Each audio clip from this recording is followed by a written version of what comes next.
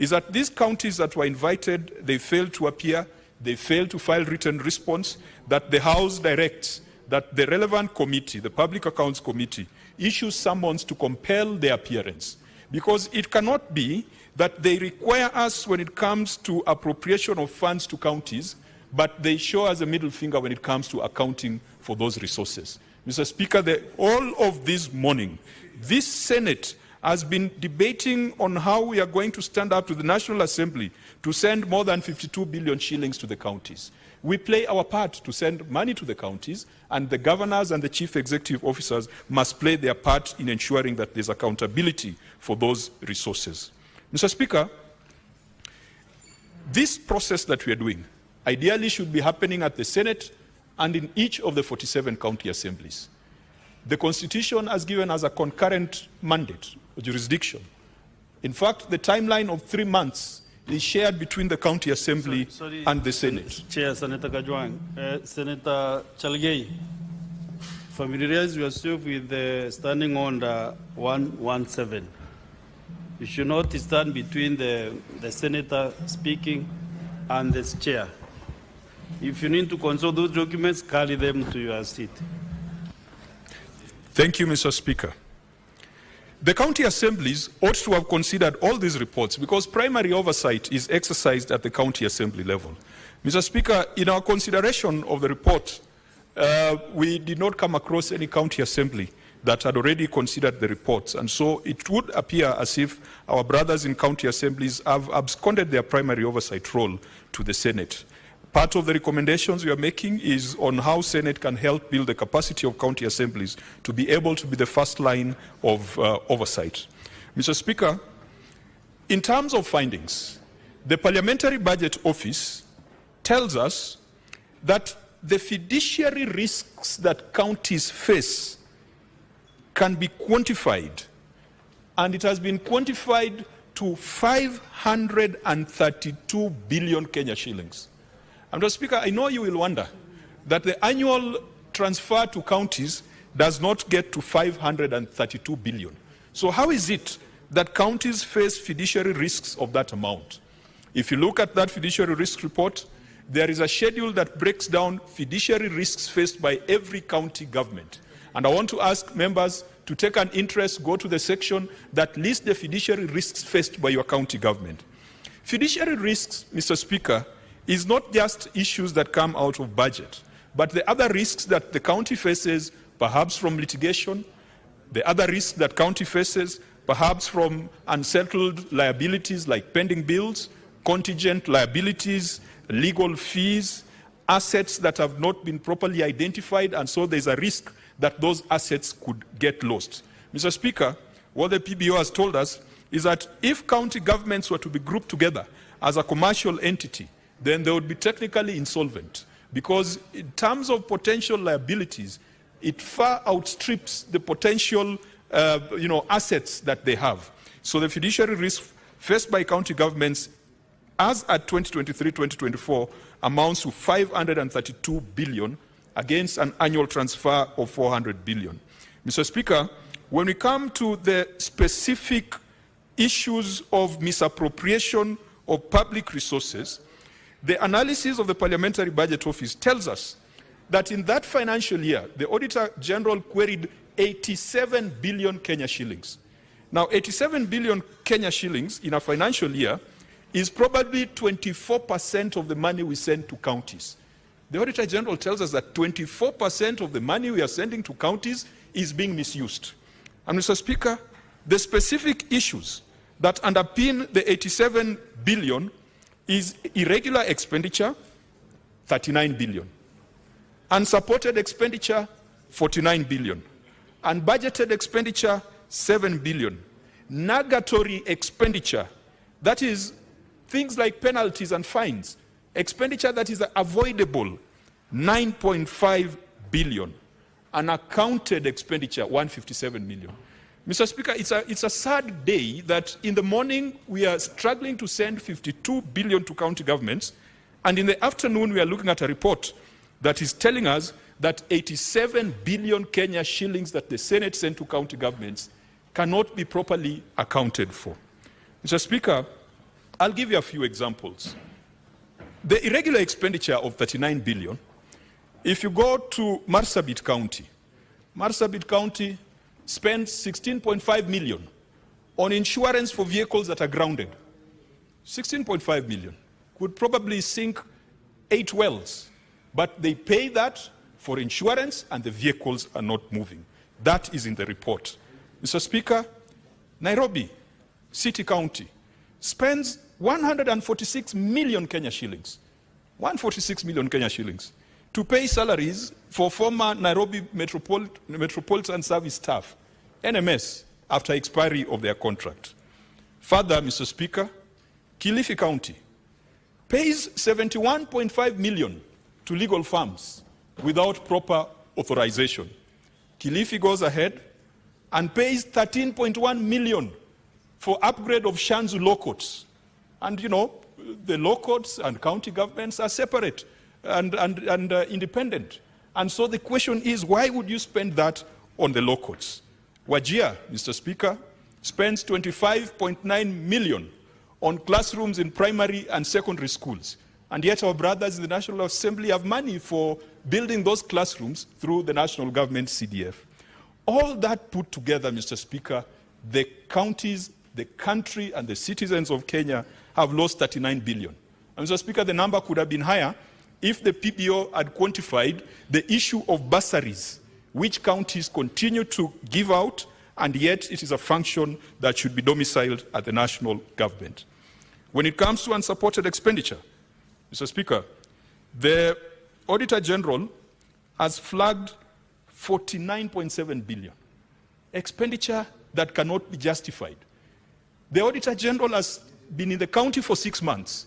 The entities cannot provide supporting documentation. Some of them attempt to carry cartons of records and invoices and vouchers to the Senate. And Mr. Speaker, we have taken the position that if you could not justify the expenditure when the auditor is on the ground, then my committee and my colleagues, we are not auditors. We are not going to accept some of those things because some of them are cooked. Mr. Speaker, again, examples of unsupported expenditure. Mandera spends 148 million to purchase pharmaceuticals, and yet they cannot provide the supporting evidence. And I thought, Mr. Speaker, that was the easiest thing to do. If you purchase pharmaceuticals, be it from KEMSA, from meds, the documentary trail is there, the auditor comes, you should provide it to them. Again, Mandera spends 45 million Kenya shillings on legal fees without providing justification or providing the reasons for that. Kilifi, Mr. Speaker, spends 888 million without supporting documentation. Again, Marsabit, 599 million. Uasin Gishu, 414 million without supporting documentation. Mr. Speaker, let's call it what it is. That is theft. If the records cannot be found when the Auditor General is on the ground, 6 months later, Mr. Speaker, this House has been sanitizing theft and crooked behavior in counties. And we have brought a report to the House saying that this is unacceptable and action must be taken. There is also loss of money through unbudgeted expenditure. Mr. Speaker, budgets are sacred documents because it is a commitment between the governors and the people they govern. And it is supposed to be exercised through the county assembly. Nairobi spent 13 billion Kenya shillings, Mr. Speaker, without a budget. 13 billion. And you know, you ask yourself, where would the assembly be if there is such a huge budget variation? Because 13 billion is probably 30% of Nairobi's budget. Embu, Mr. Speaker, 448 million unbudgeted. Nyamira County, Mr. Speaker, the governor told us yesterday that the assembly is split in the middle. You have 2 speakers, you have 2 clerks, you have 2 messes. One assembly sits in the assembly chamber, another one sits under a tree and says that it is assembly machinani, and the governor chooses to send his budget to the assembly that sits under a tree, and not the assembly that sits in the assembly precincts. Mr. Speaker, this is madness. And I think that Kenyans have been tolerant for too long. And we now need to send out very strong messages and strong recommendations on this. Another wasteful means of spending public funds, Mr. Speaker, is what the accountants call nugatory expenditure. As I said earlier, nugatory expenditure is avoidable expenditure, penalties, interests, and fines. Mr. Speaker, Kisii County spent 1.7 billion on penalties and fines that could have been avoided. And those are penalties and fines to CPF, LAP Trust, and LAP Fund. Kiambu spent 414 million on penalties and interest. Mr. Speaker, I wish the House could direct that where a county government incurs penalties and interests that are avoidable, then the accounting officers should be surcharged. Personally. Because some people just sit on invoices, they sit on court orders, they sit on statutory contributions and wait for the interest to pile. Mr. Speaker, 1.7 billion in Kisii could do so much instead of lining up the pockets of these fund managers because of interest. Finally, Mr. Speaker, and these are what I call outright illegalities, unaccounted expenditure. The analysis of the Parliamentary Budget Office is that unaccounted expenditure in that year was 157 million. And Mr. Speaker, unaccounted expenditure is what it is. It is money has left the county, but there is nothing to show for it. Tharaka Nithi, 76 million, was charged on the retention account, but there was no evidence that it was used to settle retention and deposits as required by law. Tana River, 37 million, was used on fuels and motor vehicles, but there was no evidence of the vehicles having been bought. Wajir, 18 million to buy laptops and printers, but there was nothing to show. Isiolo, 17 million to buy equipment for an emergency unit, but there was nothing to show. Mr. Speaker, this we must call it what it is. It is theft. It is across the board, honorable senators. And I want you to look at those reports and you will be able to see what is going on. Mr. Speaker, the other fiduciary risk, Order, senators. Order. I don't know why they are jittery when I talk about the misdeeds of their governors. I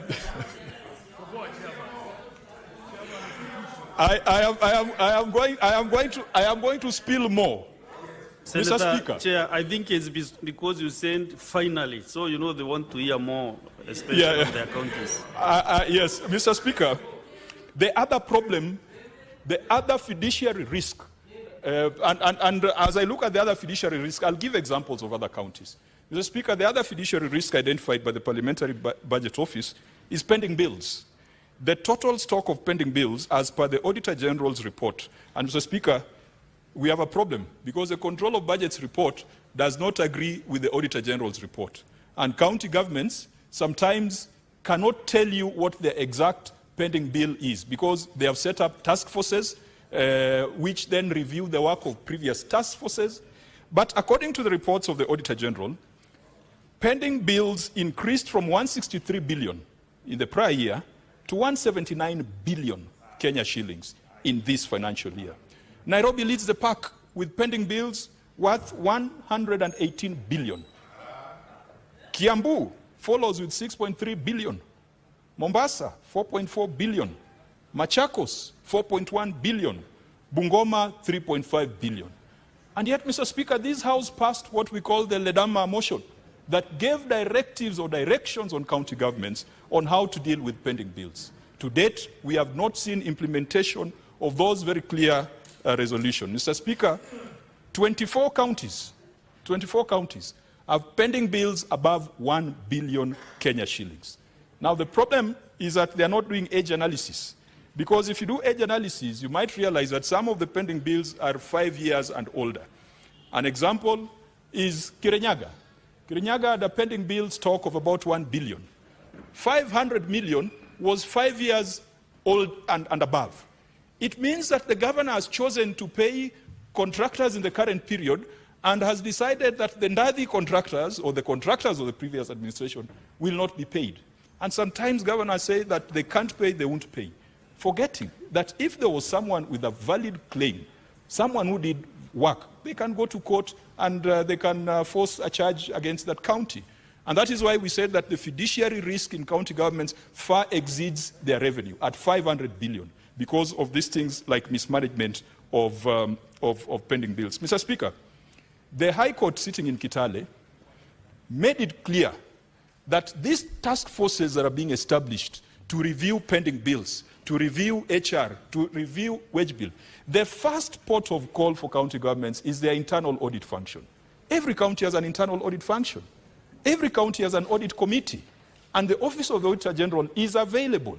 And so the High Court made it clear that those task forces are illegal. So, Speaker, we have made that clear in our recommendations that we don't expect counties to set up task forces, but to use internal resources and also to comply with the Senate resolution on settlement of pending bills. Mr. Speaker, let me move very quickly to another fiduciary risk that cuts across county governments. The Public Finance Management Act requires counties to demonstrate fiscal prudence, and that means that wage bills should not exceed 35%, and development should be 30% and above. Mr. Speaker, 16 of the county governments have wage bills in excess of 50%. A clear violation of the PFM, a clear violation of the Constitution, but every year we agree we send them more money because they give us excuses that they are former municipalities. They give us excuses that county governments came to provide jobs. Mr. Speaker, 35% is a benchmark. Do we deal with the law as it is or the law as it ought to be? The law as it is that the ceiling should be at 35. But we have 16 counties above 50%. Kisii leads at 60%. Nyeri, 55%. Nairobi, 56%. Mombasa, 57%. Laikipia, 55%. Homa Bay, I think 50 or 52%. I mean, they are all abusing the requirements of the PFM. Can this House resolve that for counties that cannot be fiscally responsible, we stop the transfer of funds until they bring a recovery action plan as required under Article 225 and subsequent legislation? That is a decision of the House, and we have made those recommendations. Could this House bring back the Fiscal Responsibility Index in the formula for revenue allocation? We used to have a 2%, so that these counties that have complied, only 11 counties, Mr. Speaker, only 11 counties are spending less than 35% on wage bill. Why can't we give them a fiscal incentive so that others can also work towards achieving the same? Mr. Speaker, a further fiduciary risk that's been identified across all the reports is legal fees. It was in the headlines of yesterday's publications. I don't need to say a lot about it. Now, legal fees has become the new conduit for embezzling public funds, and county governments are also not disclosing their contingent liabilities. So you find that you step into office as a governor, you don't know what litigation is in court against the entity, and someone just springs up with a court order. And we've seen cases where people have sprung up with awards of 1 billion shillings and upwards. Mr. Speaker, this issue of legal fees, perhaps we need a multi-stakeholder approach. And this is one area that I would be requesting that the accountability committees could sit together with the Justice and Legal Affairs Committee to get to the bottom of this rot and this mess as far as legal fees is concerned. Mr. Speaker, we have also cited issues of professional negligence.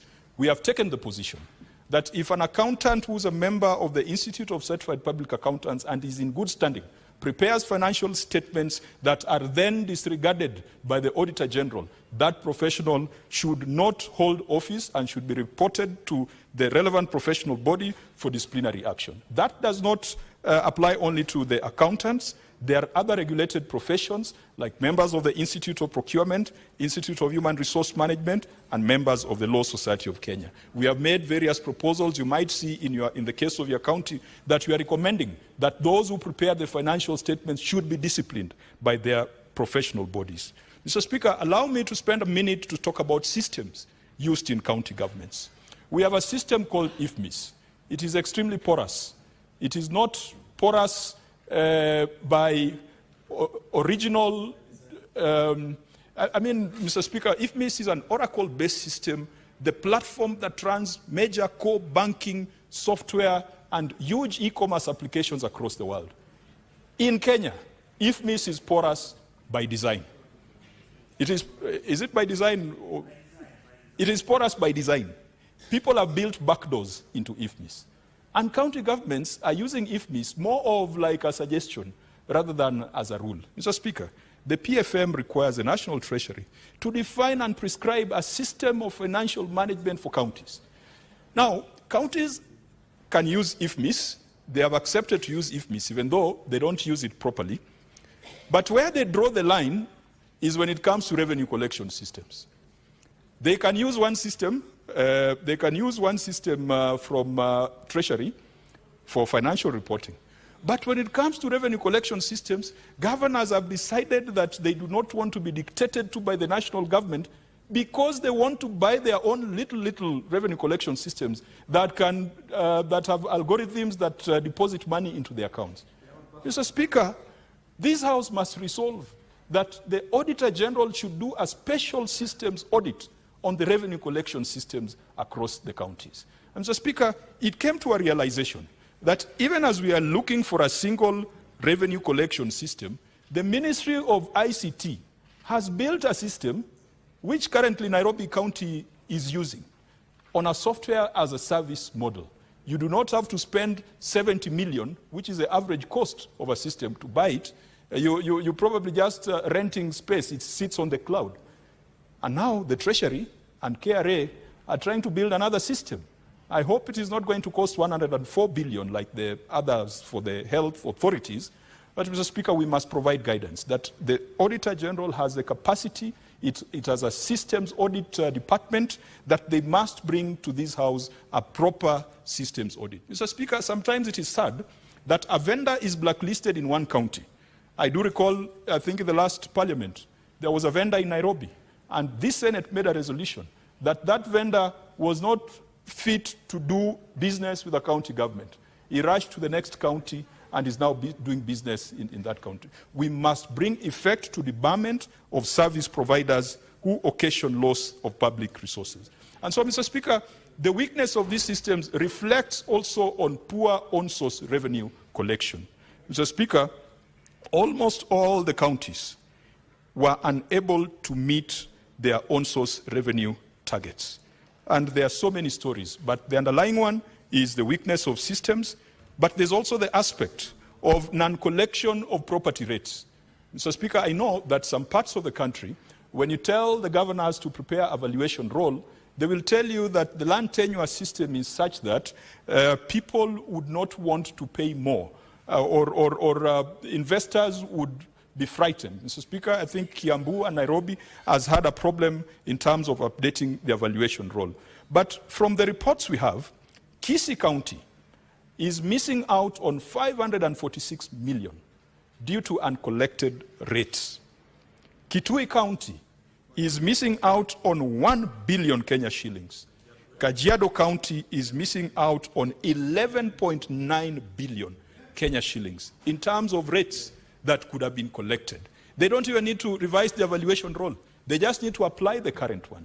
Even though some of these, Mr. Speaker, are collections in lieu of rates. And this Senate needs to provide a way forward to help these county governments to collect those obligations. As I quickly try to wind up to allow members to debate, Mr. Speaker, the other fiduciary risk that we have analyzed there is on imprests. By the closure of the financial year, 318 million of interest was not accounted for across the county governments. Kilifi was leading with 90 million Kenya shillings in the hands of officers unaccounted for. And Mr. Speaker, remember, by the time these reports come to the Senate, it is 6 months after the close of the financial period. And so the officers ran to the Senate with boxes showing surrender vouchers, surrender warrants, and we ask where those items were during the audit. Turkana had 85 million of unsurrendered interest. Samburu had 39 million of unsurrendered interest. Mombasa had 25 million, and Kakamega, where Senator Boni comes from, had 18 million lying in the hands of officers and not surrendered. Impressed management, Mr. Speaker, the PFM Act makes it very clear on who bears responsibility, and we have made those recommendations. Mr. Speaker, governance arrangements in counties. Many county governments don't have audit committees, and it seems to be deliberate because they don't want anyone to ask them questions. I think it was Kirinyaga that appeared before us. The audit committee is non-existent, and if there is no audit committee, the internal audit function, their plans cannot be approved because it's an audit committee that approves the plans of the internal audit committee. In fact, Mr. Speaker, there were close to 11 counties. There were close to 11 counties that did not have functional audit committees, functional internal audit function. There were counties that did not have functional county public service boards. Kisii was one example, where the former chair of the board became the deputy governor after this house did what this house did. And so the county public service board is non-functional, and so they cannot recruit, and they cannot sort out the many HR issues that they have. Mr. Speaker, we also have talked about prior issues, and this is one of the issues, Mr. Speaker, that the Senate has gone to court over. If you do recall, Justice Jairus Nga made the ruling that Article 2293, 2298 must be complied with strictly. But the Senate went back to court for a judicial review, seeking administrative reliefs to allow us to deal with backlog. What we are doing today is compliance with the High Court's ruling. In fact, not just the High Court's ruling, we are complying with what the Constitution requires us to do. But we've had about 10 years of bad manners, Mr. Speaker. And I think it would be responsible for the courts to say that if we did not comply over the last 10 years, that that expenditure now should be water under the bridge. We must find certain administrative reliefs to enable us to hold to account those governors, even in periods where the audit reports had not been considered. Mr. Speaker, in Uganda, they have put it in law. What happens when Parliament fails to consider the audit reports? The same way it has the county assemblies have failed. Because as I'd mentioned, perhaps it was only Kakamega County Assembly that demonstrated to us at some point that they were up to date in consideration of the Auditor General reports. But the rest, we have a problem. In Uganda, Mr. Speaker, if 6 months lapse after tabling of the audit reports and Parliament does not take action, the audit report is adopted automatically. It is just like the way we treat statutory instruments. If Parliament does not take action on statutory instruments within the 14 days or within the duration prescribed, they become law. And Mr. Speaker, we'll also be making recommendations that we need to amend our legislation, we need to amend our procedures to allow the audit reports to become law if Parliament fails to act. And Mr. Speaker, that then should give us a window to be able to deal with issues from past financial years. I want to come to a conclusion by making a few proposals on how we can do our work better. I must admit that with 2,300 pages, it is very possible that we may not have captured certain issues with the precision and with the sharpness that is required. Mr. Speaker, even though we adopted this report by consensus as a committee, we do agree that some of the recommendations could be generic. Some of them could be fairly timid in nature. In some cases, we are calling for administrative action, where it is clear that perhaps there was theft. In some cases, we are calling for regularization of processes, where the process was illegal ab initio. Mr. Speaker, I want to encourage individual members or members to look at their individual county recommendations so that we can, after this adoption, look at them and tie them up and ensure that they are enforceable. We must also change certain aspects in our standing orders. Mr. Speaker, if we are going to comply with Article 229, then this House must convene on the first week of January every year, once we have received all the reports of the Auditor General, so that they can be tabled, so that they can be distributed to the various committees established to allow interrogation in the month of January, February, and March. This year we had a problem, Mr. Speaker, and the House knows it, that the committee was constituted in February, and we're in recess in January and February. And so my committee and Senator Ososi's committee has had a very short time to deal with the issues that have come before us. But if we plan well, Mr. Speaker, I can assure the House that in the next audit cycle, we'll be able to bring a much more rigorous report to the House. Mr. Speaker, we will be requesting the House, or we are requesting the House in this case, that most of our recommendations are based on written responses. The right to be heard is not necessarily the right to appear, and I think that has been established. But when you are relying on written responses, it is not possible to vouch for the authenticity of the records that are being tendered. And so, Mr. Speaker, in light of that, the committee and even the Office of the Auditor General cannot vouch for the veracity, authenticity, and accuracy of the records that have been used to support some of the audit findings.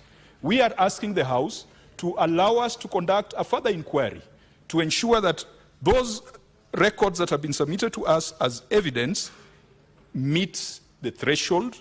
And Mr. Speaker, if they fail to meet the threshold, we are also asking that this House allows the committee to follow up with the relevant agencies, the DCI, the EACC, the OAG, the COB, and the National Treasury, to take action on perpetrators of illegalities and irregularities that have been documented in this audit report.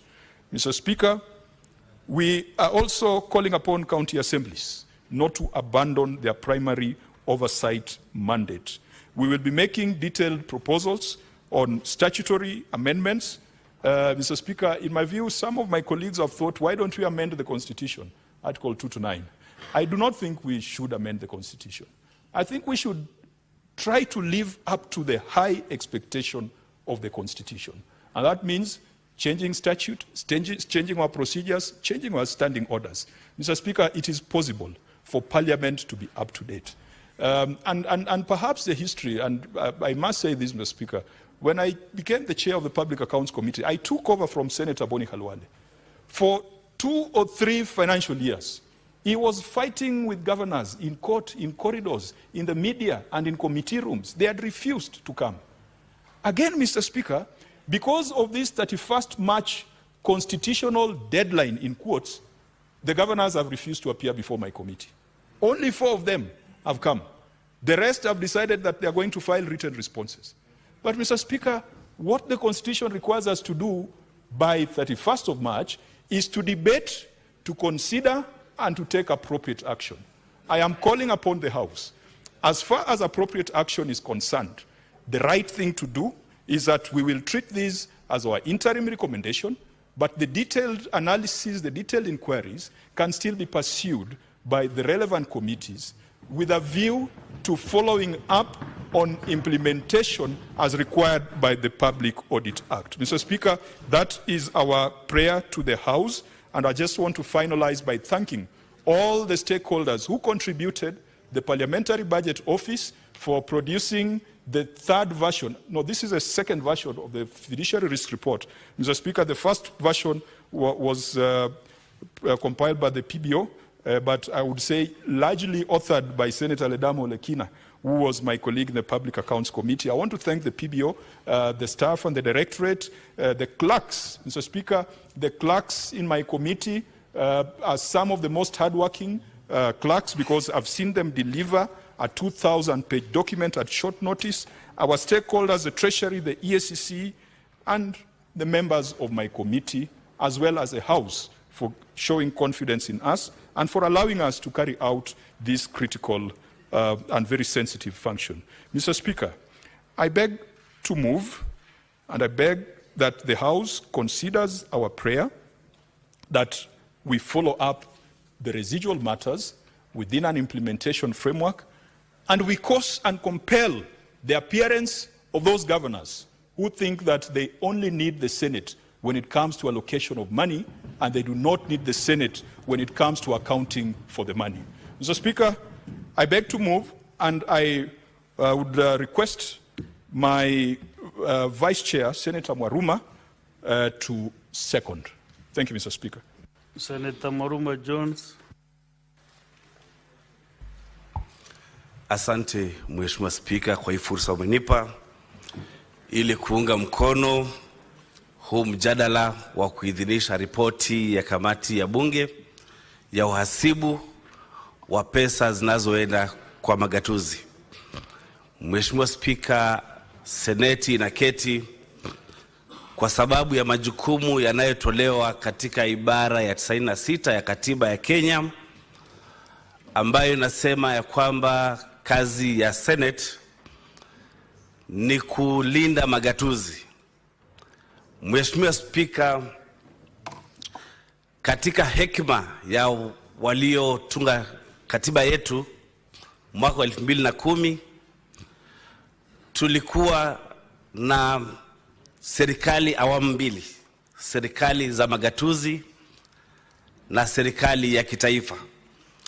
Mheshimiwa Spika, jumba ya Seneti ikapawa jukumu la kupitisha sheria za kugawanya pesa za kwenda kwa magatuzi.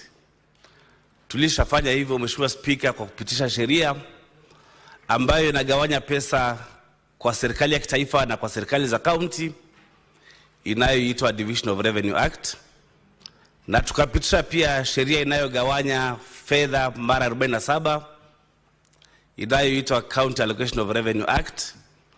Mheshimiwa Spika, leo katika hiki kikao maalum cha Seneti tumejadili asubuhi yote ili kuongeza pesa kwa magatuzi zaidi ya bilioni zile zinaitwa conditional grants. Mheshimiwa Spika, pesa zikifika kwa magatuzi, wale wanaofanya bajeti ni watendakazi wa county ama county executive na bunge za magatuzi ama county assemblies, na pia wana jukumu la kutekeleza miradi.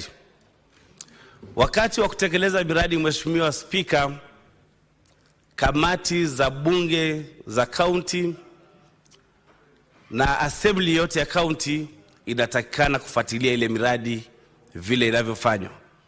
Na katika uangalizi, Mheshimiwa Spika, ama oversight, mabunge ya magatuzi yanatakikana kufuatilia ile miradi ifanyike kulingana na sheria, kulingana na bajeti na kulingana pia na vile wananchi walivyochagua miradi yao. Mheshimiwa Spika, Mheshimiwa Spika, katika uangalizi, mhasibu mkuu wa pesa za umma ama Auditor General anaenda kwa magatuzi na kuangalia zile pesa zilizoenda kwa magatuzi kama zimetumika vizuri. Mheshimiwa Spika, katika ibara ya 229 inasema ya kwamba mhasibu amalize uhasibu wake na kutoa ripoti kufikia Disemba tarehe 31 na kuweka hizo ripoti katika bunge. Mhasibu ameleta ripoti zake katika bunge la Seneti na amepeleka pia ripoti zake katika mabunge 47 ya assembly za Kenya. Mheshimiwa Spika, ibara ya 179(4) inakubalia Seneti iitishe ripoti kutoka kwa magavana ambao ni wakurugenzi wakuu wa serikali ama CEOs kuja katika bunge na kujibu maswali. Mheshimiwa Spika, kamati ya Seneti ambayo mimi ni naibu mwenyekiti iliandikia magatuzi yote 47 ambao ni watendakazi na assembly na wakaleta majibu yao. Mheshimiwa Spika, na katika ibara ya 201 ama article 201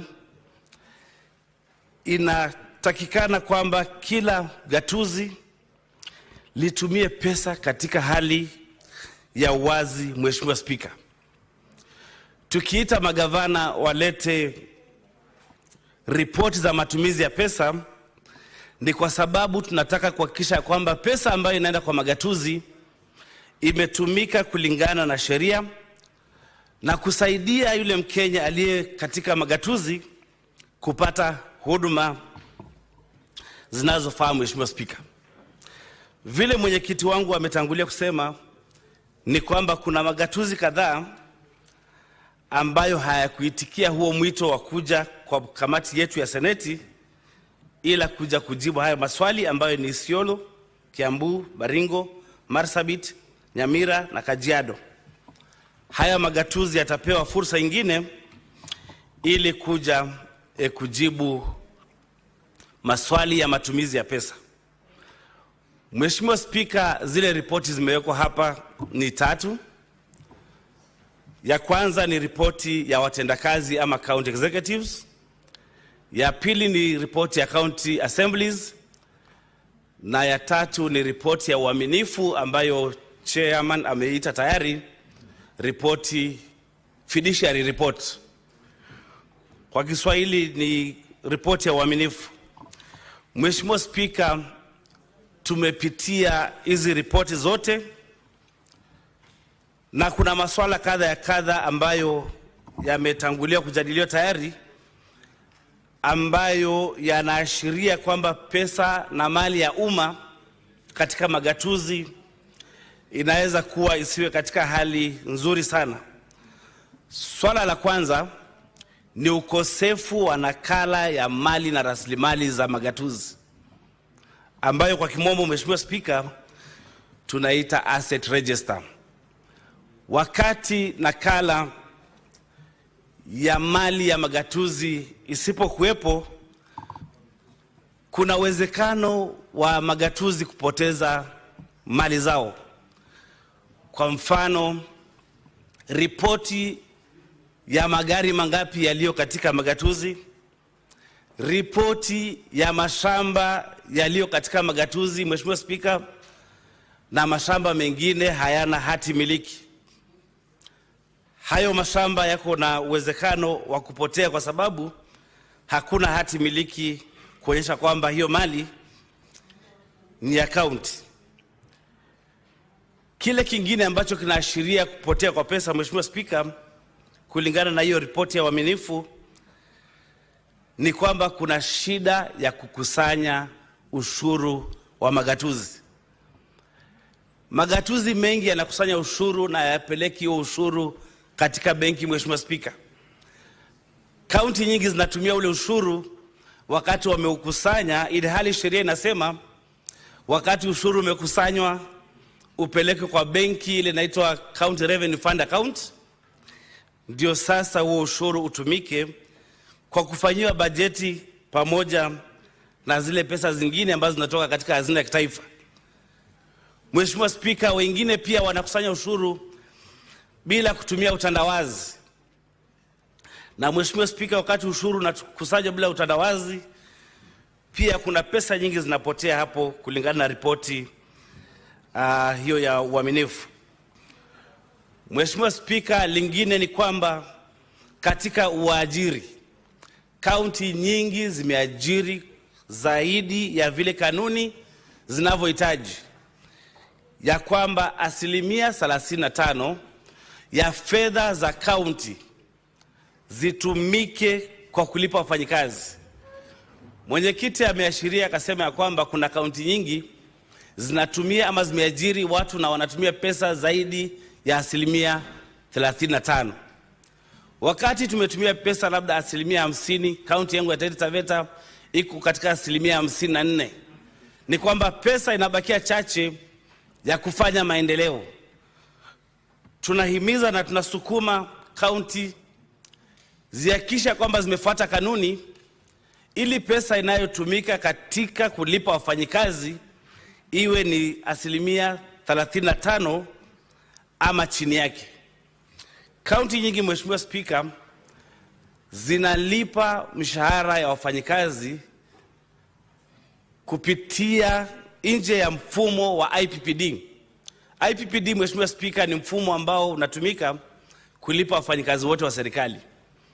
Lakini wakati magatuzi yanatumia ama yanalipa nje ya huo mfumo, ni pesa nyingi sana Mheshimiwa Spika zinaweza kupotea, na katika kamati yetu tunafuatilia kwa ukaribu sana ili kuhakikisha kaunti zote zinalipa kulingana na huo mfumo wa utandawazi.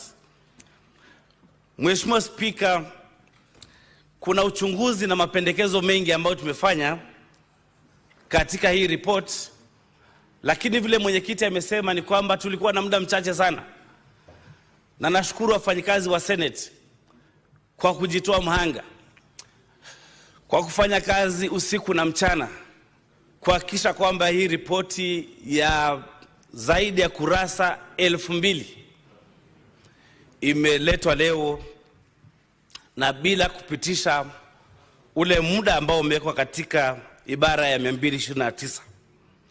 Mheshimiwa Spika, katika uchunguzi wetu tumeona ya kwamba kaunti nyingi zinatumia pesa, lakini stakabadhi za kuonyesha kwamba ile pesa imetumika kwa mujibu wa kanuni haziko. Kwa mfano, kama ni tenda imefanywa, mkandarasi amefanya tenda na ameleta makaratasi ama nakala za kulipwa invoices, lakini amelipwa na zile karatasi haziko. Mheshimiwa Spika, tuko na mapendekezo ya kufuatilia, na ndio maana mwenyekiti amesema muda ulikuwa mchache, lazima kuwe na muda zaidi wa kufuatilia ile miradi ambayo imefanywa katika magatuzi, kuhakikisha kwamba hiyo miradi yenyewe imefanyika na kwamba wananchi wanapata thamani ya pesa, kwa kimombo value for money. Na Mheshimiwa Spika, tumejiuliza kama kamati, itakuwa kuaje mmefanya ama mmelipa pesa, lakini wakati mhasibu wa pesa ya serikali anapokuja kwa magatuzi kufanya uhasibu, hizo nakala zimepotea. Mheshimiwa Spika, kuna magatuzi mengi, na mwenyekiti amesema, ambayo haina kamati za uhasibu ama audit committees. Uhasibu wa kwanza ni wa kamati za uhasibu za county. Mheshimiwa Spika, tunazita internal audit. Zinafanya uhasibu, na ile mhasibu mkuu akija kufanya uhasibu hutegemea sana ile ripoti ya mhasibu wa ndani, lakini kaunti nyingi zimekataa kuwa na hizo kamati, na ni kwa sababu kuna mambo wanaficha huko ndani. Mheshimiwa Spika, sitaki kuongea sana kwa sababu mimi naunga mkono tu mjadala, lakini mwenyekiti ameongea mambo kama madeni ama malimbikizi ya madeni ya county, pending bills ambazo zimelemaza maendeleo katika county. Mheshimiwa Spika, yale madeni yanatakikana kulipwa, na katika hii report tukiisoma ni kubwa, ndio imependekeza ya kwamba idara ama asasi za uchunguzi ambazo ni DCI na EACC wafanye uchunguzi, waone ya kwamba yale madeni yalitendwa kihaki, na kama kuna yale ya kikora, basi hao watu wahukumiwe. Kwa sababu maseneta ambao watataka kuongea ni wengi, sisi kwa kifupi kabisa tunaomba hii bunge itupe fursa tutembelee magatuzi, tuangalie ile miradi ambayo inasemekana imefanywa, kama imefanywa sawa sawa, na kama kuna thamani ya pesa, Mheshimiwa Spika, kutokana na fedha ambazo zinatoka kutokana na ushuru wa mwananchi. Mheshimiwa Spika, ningependa niseme ya kwamba serikali haina pesa. Pesa yoyote ambayo inaenda kwa magatuzi inatokana na ushuru wa mwananchi. Kwa hivyo sote kama wananchi wa Kenya lazima tufungue macho, ili tukiona pesa inatumika vibaya tuweze kuripoti kwa asasi za uchunguzi. Lazima tuumwe na zile pesa ambazo zinaenda kwa magatuzi. Mheshimiwa Spika, nikimalizia kabisa, asubuhi sikupata fursa ya kuongea kuhusu ule mswada ambao tuko nao hapa leo wa County Additional Allocations Bill ambao umechelewa kwa miezi 8. Mheshimiwa Spika, bunge la kitaifa wanasema ya kwamba hawataki pesa ya barabara iende kwa magatuzi kwa sababu pesa ikienda kwa magatuzi inaenda kutumika vibaya. Mheshimiwa Spika, nani hajui kwamba ufisadi mwingi uko katika maeneo bunge? Waheshimiwa wengi wa bunge wanafanya tenda zao wenyewe. Nilikuwa mahali naongea na wananchi katika hadhara na mambo yangu ya uangalizi. Wananchi wanauliza, inawezekanaje mheshimiwa, siku hizi barabara zikitengenezwa zikiwekwa sementi zinakaa mwaka mmoja na zinaharibika. Zamani barabara zilikuwa zinatengenezwa zinakaa miaka 10-15. Nikawaambia ni kwa sababu ya ufisadi na ulafi wa wabunge.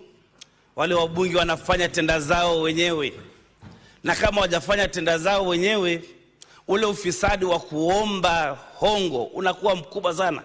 Sasa yule mkandarasi kama atakupatia hongo ya 20%, ni lazima aweke cement kidogo, aweke mchanga mingi. Kwa hivyo unapata barabara, Mheshimiwa Spika, imetengenezwa inamaliza mwaka mmoja imetoa waya tayari. Kwa hivyo sote tukubali ya kwamba ufisadi uko ndio kwa magatuzi, na ni jambo la kuhuzunisha kwamba si huu gatuzi tuliolilia na kupitisha mwaka 2010 wa kupeleka pesa mashinani.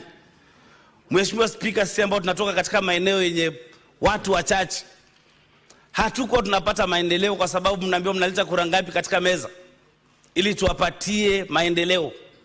Lakini leo hii kwa sababu ya ugatuzi pesa inakuja mashinani na magavana na MCA na wananchi wanachagua miradi yao wenyewe, wanasimamia miradi yao wenyewe, na miradi inafanyika katika magatuzi. Kwa hivyo kutokana na ibara 99 ya katiba, sisi kama maseneta tutasimama kidete kuhakikisha ya kwamba ile pesa inatakana kwenda kwa magatuzi imeenda kwa magatuzi, na tutafuatilia tuangalie vile imetumika ili mwananchi aliye mashinani apate huduma bora. Mheshimiwa Spika, napenda kuhamia hapo na kuomba maseneta wakubali kwamba tupate muda zaidi wa kufuatilia hii mradi ili mwananchi apate thamani ya pesa zake. Naunga mkono ripoti, Mheshimiwa Spika.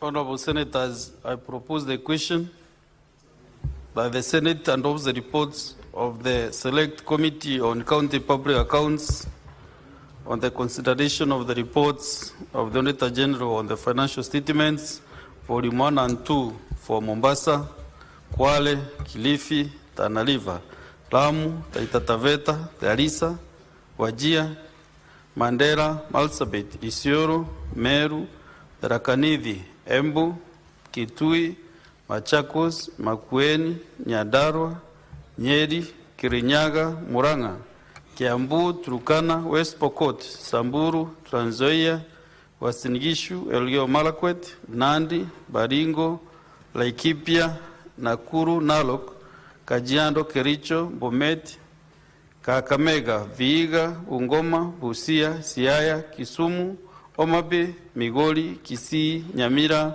and the Nairobi City County Executives for the financial year 2023-2024, laid on the table of the Senate on Thursday, 27th March 2025, and approves the recommendations of the Committee on the Financial Statements and Fiduciary Risk Assessment of the respective county executives for the financial year 2023-2024. Sure. Just a minute.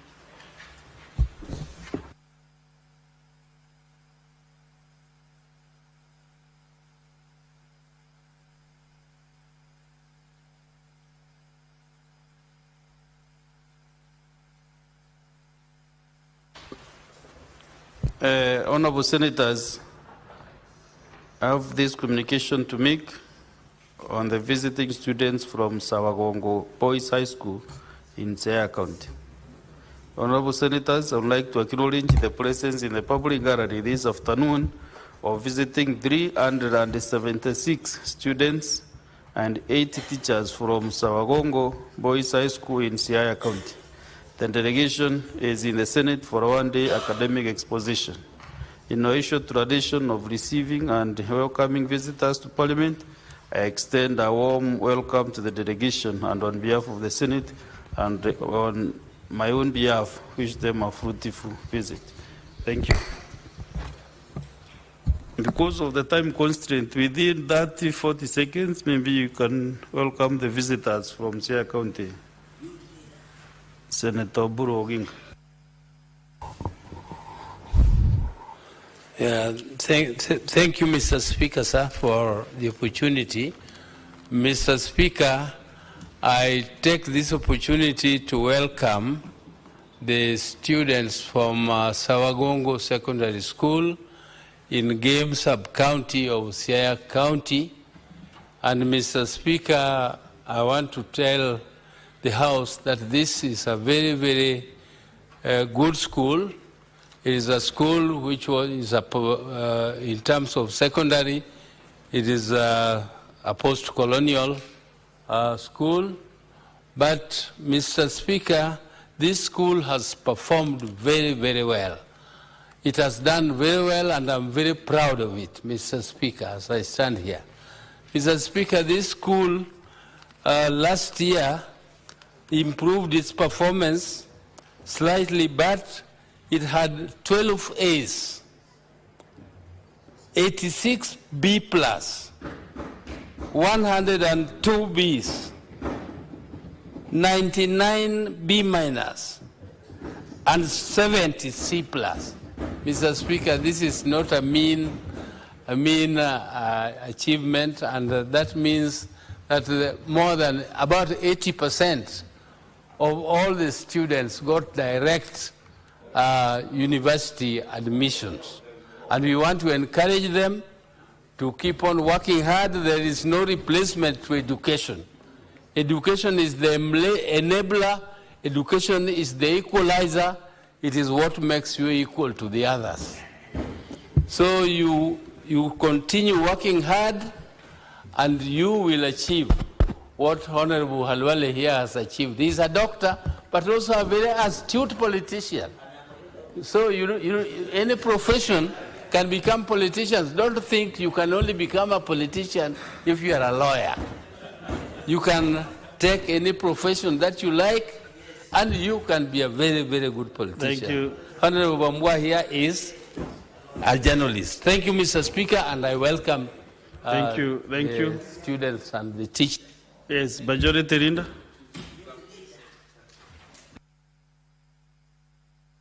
Mr. Speaker, I rise to persuade to Standing Order number 111 to move that debate on this motion be limited to 5 minutes for each senator.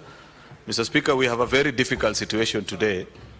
We have 5 motions which at the rise of the House at 6:30, all the work that our colleagues have done will be useless if we don't debate and consider them. Therefore, if there is a day that we must work like an orchestra and not like politicians, today is the day. We have to do this, Mr. Speaker. Allow me to explain just in 30 seconds what we must do, because this does not affect this motion alone. It affects also the other 4 motions. We have to agree, Mr. Speaker, that we divide the time among us ourselves, because all these 4 motions are speaking to matters of accountability in either our counties or county assembly.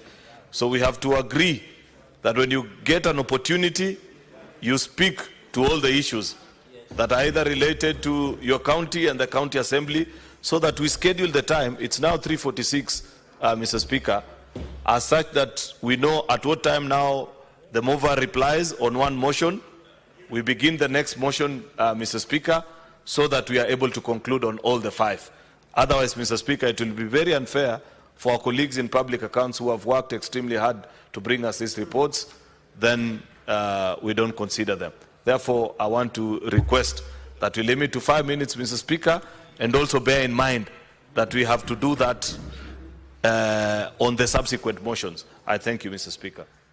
Then Majority Leader, for the sake of the chair, then also you further guide maybe how many senators should speak on a particular motion. Because we have 4 allow us to consult with the minority leader, so that we schedule time, maybe on motion 1. Because if you leave it open-ended, No, then what we can do, Mr. you can't Speaker, achieve your targets. we can speak to motion 1, Mr. Speaker, say up to 4:20, motion 2 up to 5 o'clock, motion 3 up to maybe 5:40. I don't know even, because that takes it very long, almost 6:30. So allow us, Mr. Speaker, to consult with the leadership as, let's limit time first, then we come back to you with a proposal as a leadership. Also, final request, Mr. Speaker, if we can limit ourselves to the counties that at least are mentioned in the reports that are being considered. Also, further guidance that in the morning, you remember we end the additional allocation to the county's bill. And senators and the QD up to 1 from 9 a.m. up to 1 p.m. So I'll first give priority to the senators who are on the queue and did not get a chance in the morning. Today is a special session, and therefore it should be fair to all the senators who left their holidays to come to the Senate. Therefore, I think that is very clear. Yes, Senator Mboni. Mr. Speaker, very quickly, this is a place we find ourselves because of the court ruling, and therefore it is extraordinary. I want to beseech you, Speaker and colleagues, that we treat this as procedural motions, so that it is moved, it is responded to, we put the question, then next time we shall be better prepared. I can assure you, as one of the leaders in the House, that it will not be easy to have quorum for us to go in division if we stretch up to 6.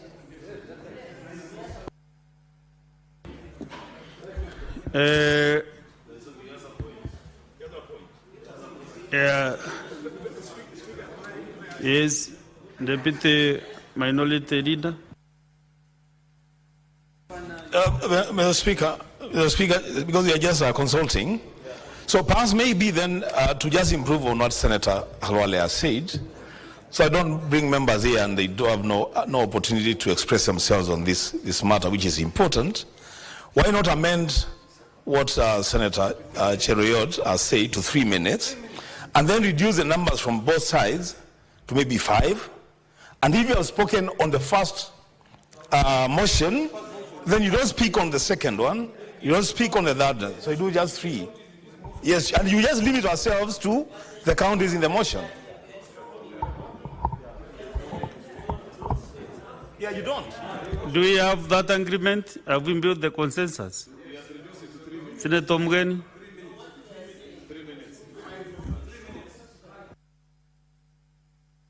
Give Senator Kongo Mugeni the mic.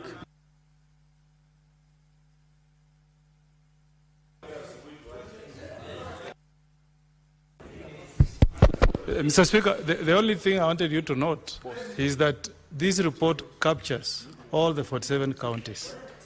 So there is no county that can say that we are not, their issues are not captured.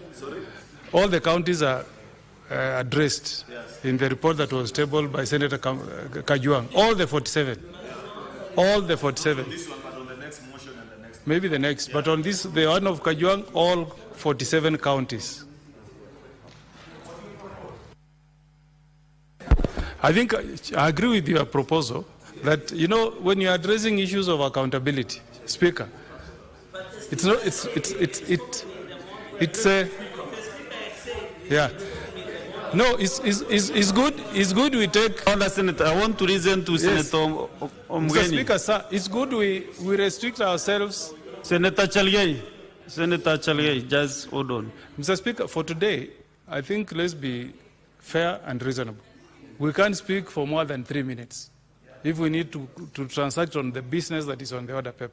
But let's find a way of bringing this business back to the House so that we give members adequate time to comment on issues of how counties are spending money. There's very little you can say in 3 minutes. Yeah. Thank you. Yes, Chair Sipak.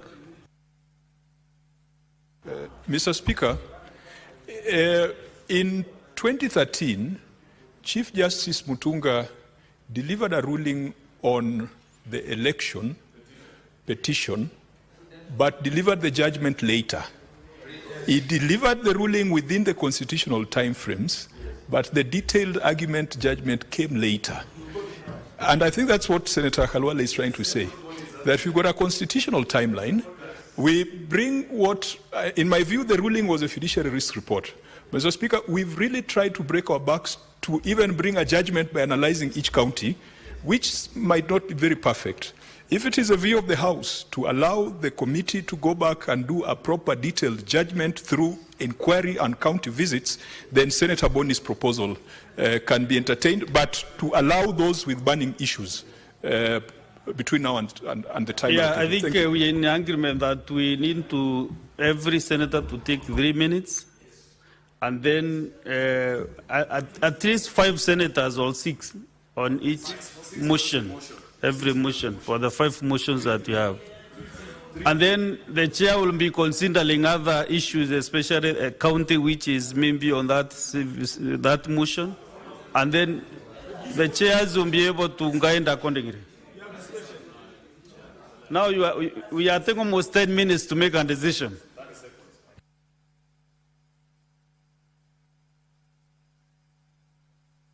Give majority leader the. We are 30 of us in the House. If we, because there are 5 motions, and the time we have already agreed, want to request that you then further guide that we limit the speakers to 6 speakers per motion. That will provide an opportunity for everybody to speak, you know, and it will take only about 2 hours, and we will have concluded. So that's a further guidance that we want to request of you, because then it will mean everybody who is in the House will get a chance to speak. Okay. Fine. Then, no, I think we have now come to some agreement. Senator Chute. Senator Chute, what are you, what yes? Senator Chute. Senator Chute, what is your point of honor or clarification? Fine. Allow me to speak, tafadhali. Honorable Speaker, what I was just saying is this: at 6 o'clock we have to go to the mosque. So considering that we have a few of us here who are going to go to the mosque, let's limit on 3 minutes. That is fine with us. Yes. Okay, so let's proceed now. I start with Senator. I said I will first give those who were not able to contribute in the morning. Senator Ososi.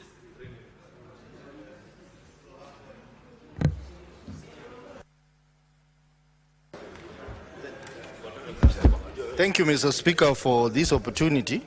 Mr. Speaker, first of all, let me commend the Committee of CPAC for the great report they have tabled before us, which has very, very good information.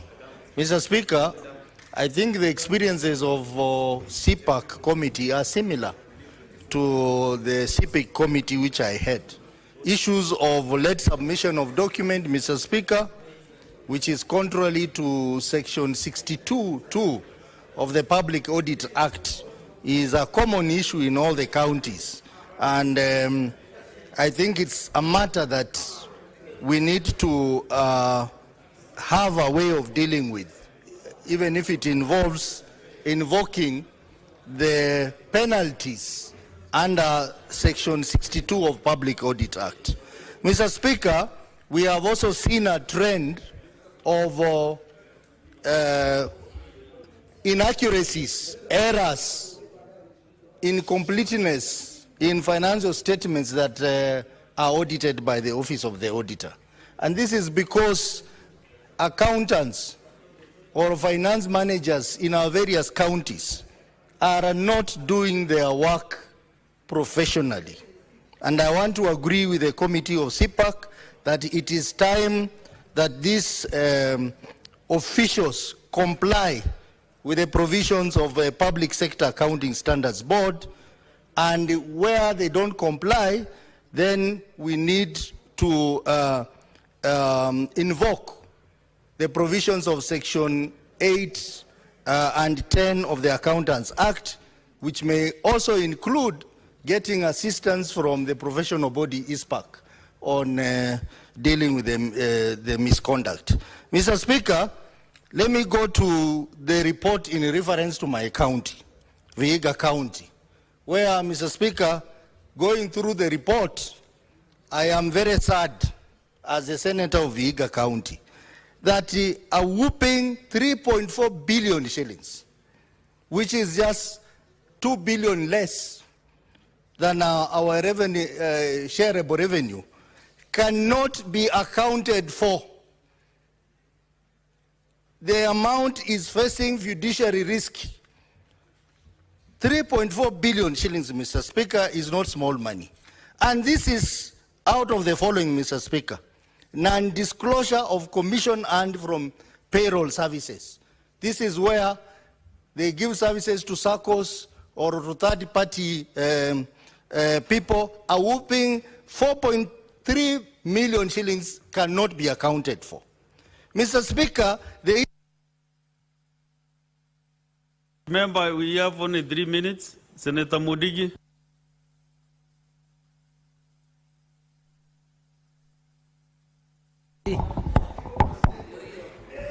Asante Bwana Spika, menipa ruhusa niweze kuchangia kamati ya SIPAC. Ile kazi wamefanya kazi nzuri. Ningeomba zile county zimekuwa na matatizo weze kufuatiliwa ndio waweze kufanya audit tena, waweze kuleta malisiti ya ile kazi hawakuwa wamelete. Kama county nimesikia ikitanjwa na milioni 400, ifuatiliwe ionekane hii pesa ilipotea namna gani, ama ni kwa sababu county office ilichomeka, lakini mpaka walete malisiti. Bwana Spika, tukifuatilia hivyo, asubuhi tulikuwa nafuatilia vile county itapatiwa pesa.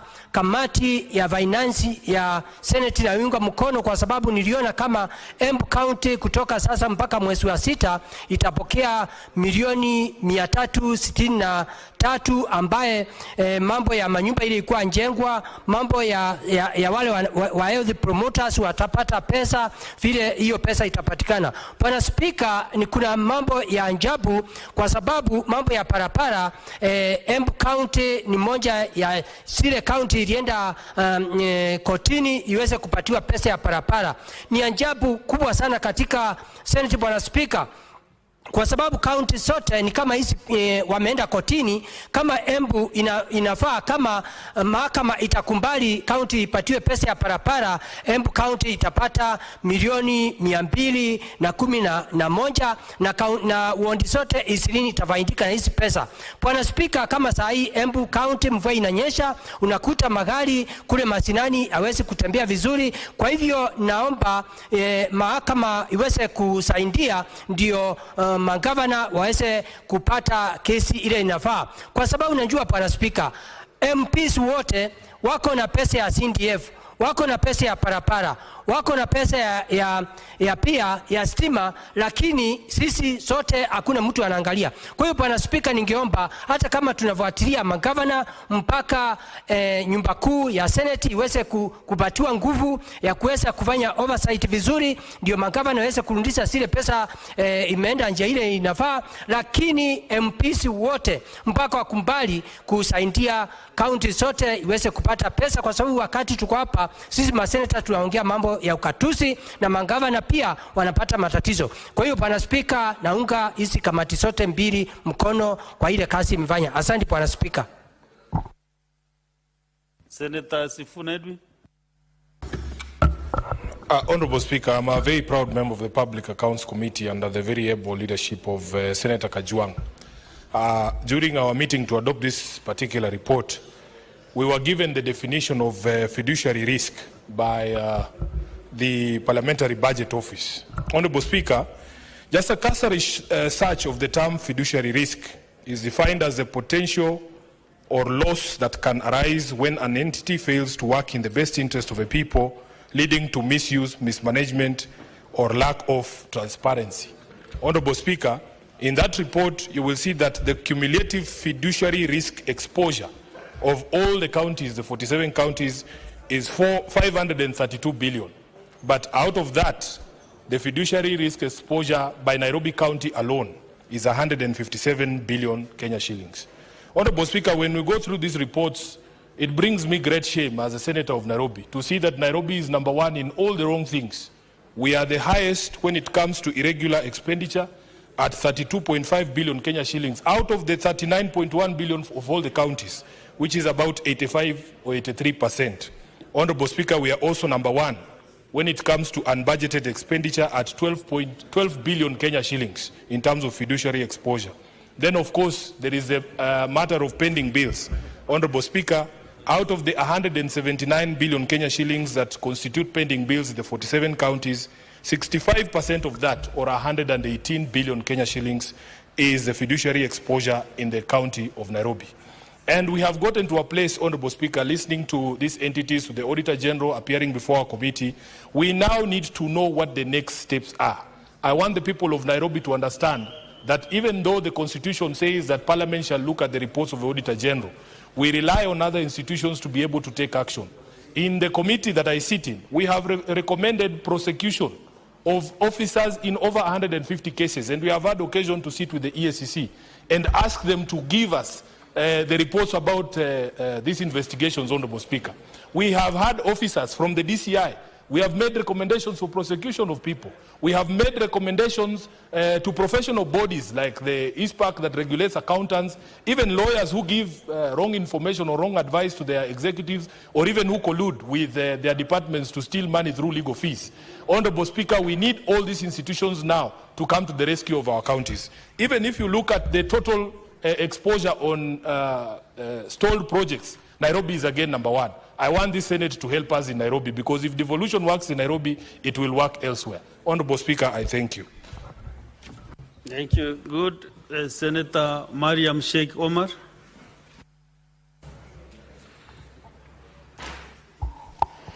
Thank you, Mr. Speaker, for giving me this opportunity. Mr. Speaker, I stand here to support the report from the Committee of PAC. Mr. Speaker, as I heard the chairman moving the motion of the report, the common issues among the counties are unsupported expenditure in fiduciary reports, 16 counties above 50 million. Mr. Speaker, most of the counties paid without supporting documents. Mr. Speaker, I urge the chair, the member of the committees, not to allow any supporting documents to be availed to the committees. And again, Mr. Speaker, the county government, that's the governor, the CEO of the county governor, to take action to the officer who failed to avail documents to the auditor under the PFM, that is 156 PFM account, PFM Act 2012. Mr. Speaker, the second one is the pending bill.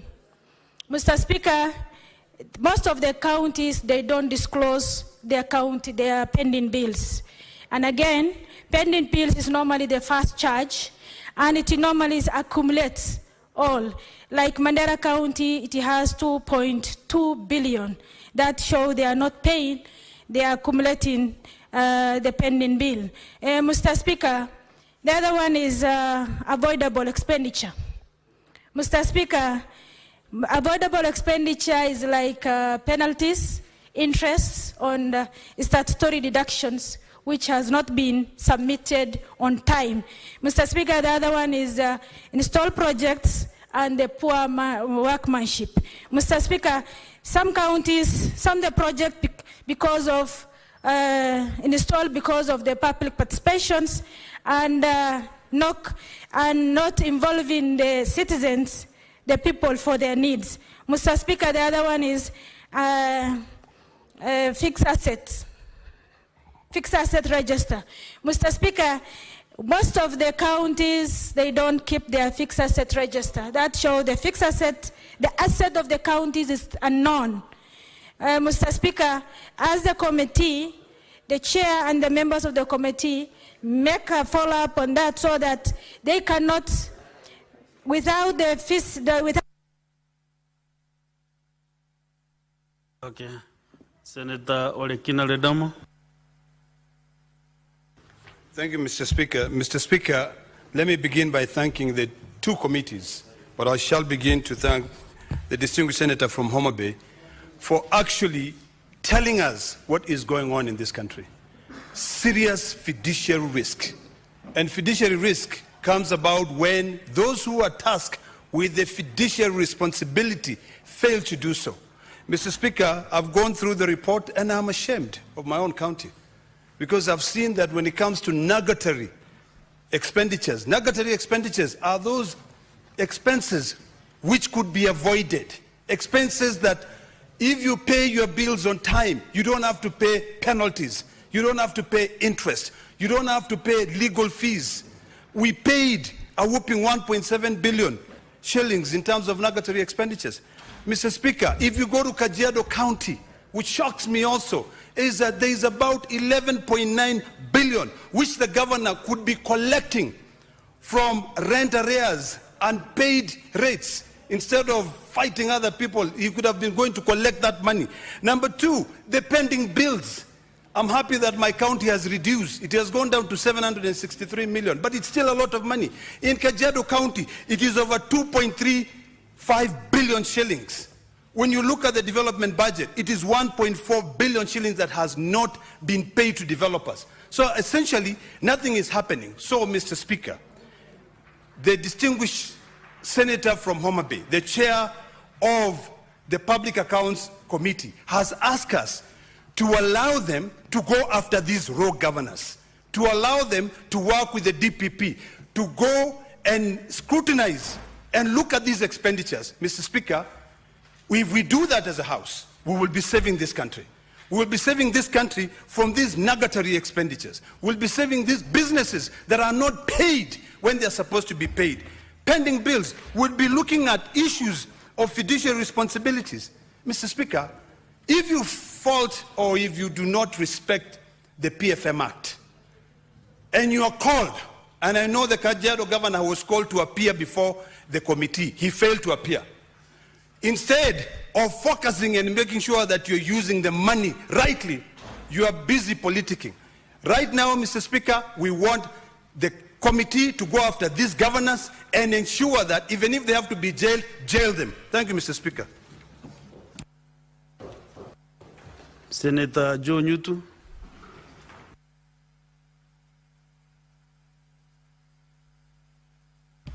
Thank you, Mr. Speaker, for this opportunity for me to also be able to say something about this very damning report from the Public Accounts Committee in this House, Mr. Speaker.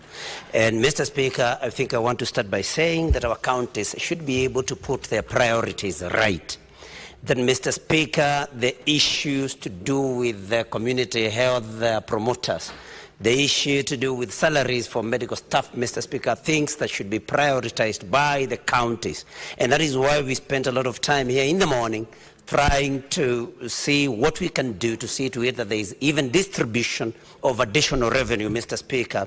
And we cannot fight that hard to give our counties more cash only for the same to be misappropriated, Mr. Speaker, and most of it actually outrightly stolen by those that operate our counties, Mr. Speaker. It is very sad that there is no rationale in some of the expenditures that these county governments actually incur, Mr. Speaker. Yesterday in the dailies, there was a report of one county that spent 10 million in legal fees to defend a case where the claim was just 1 million Kenya shillings, Mr. Speaker. And that's why I say it beats rational thinking in some of the things that our counties are doing, Mr. Speaker, especially with legal fees. Mr. Speaker, when we talk about an accounted expenditure, in our counties that people have spent money without accounting for it. That is outright theft, and I think I would also want to beseech this House to allow the Public Accounts Committee to also employ the services of EACC to be able to see that these criminal offenses, because it's criminal, it's outright theft, that, Mr. Speaker, legal action is taken against these counties that are expending money in that careless manner, Mr. Speaker. Mr. Speaker, pending bills is a cancer that has been eating all our counties and indeed also the national government.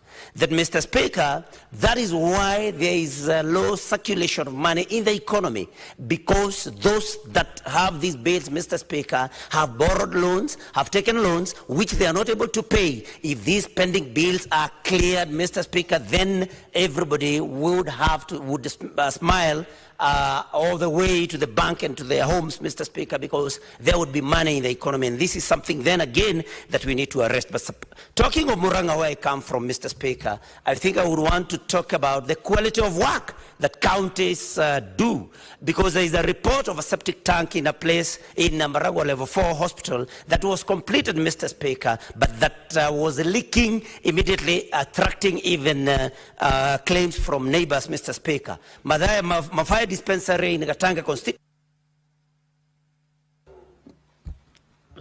Last but not the least, Senator Mandago.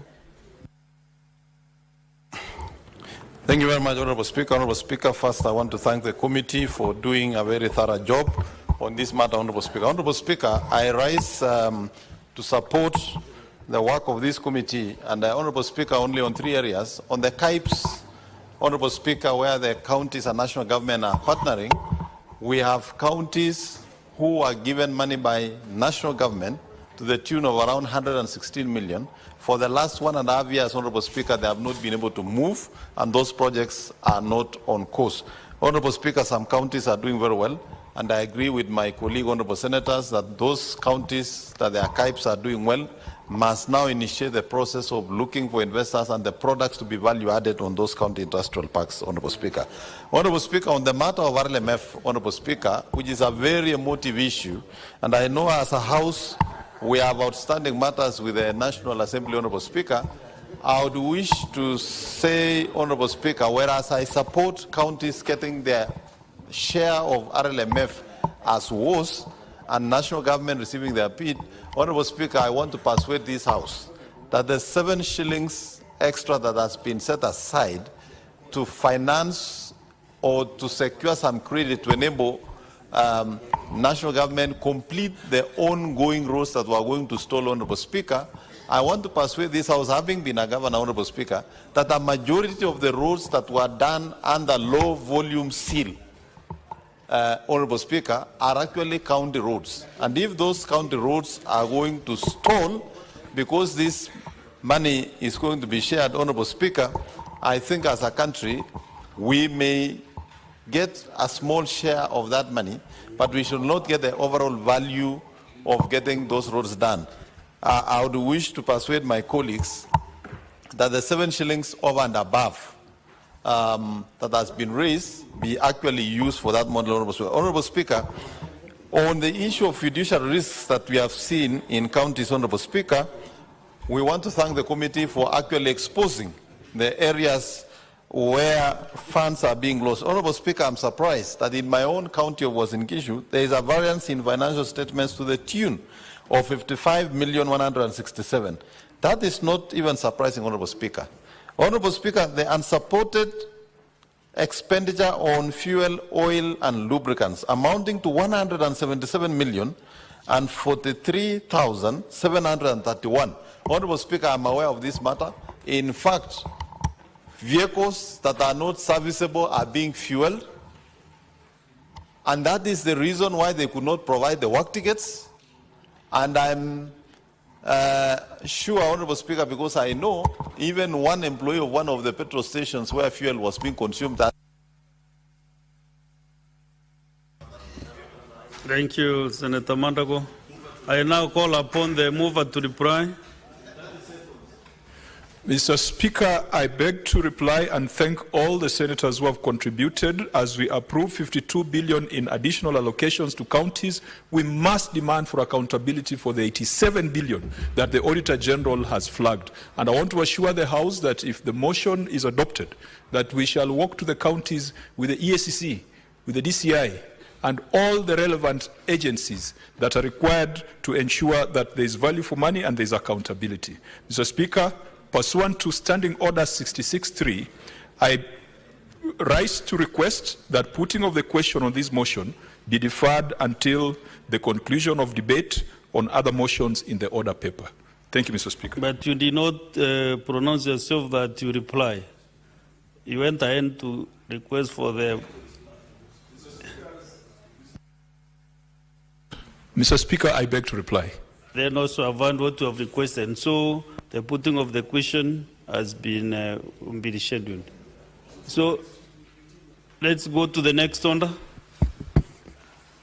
Order number 10, motion. Reports of the Select Committee on County Public Accounts on the consideration of the reports of the Auditor General on the financial statements of the 47 county assemblies for the financial year 2023-2024. Chair, CPAC, County Public Accounts Committee, in the same spirit, maybe you'll save some time again as you move, and also the seconder to take less time.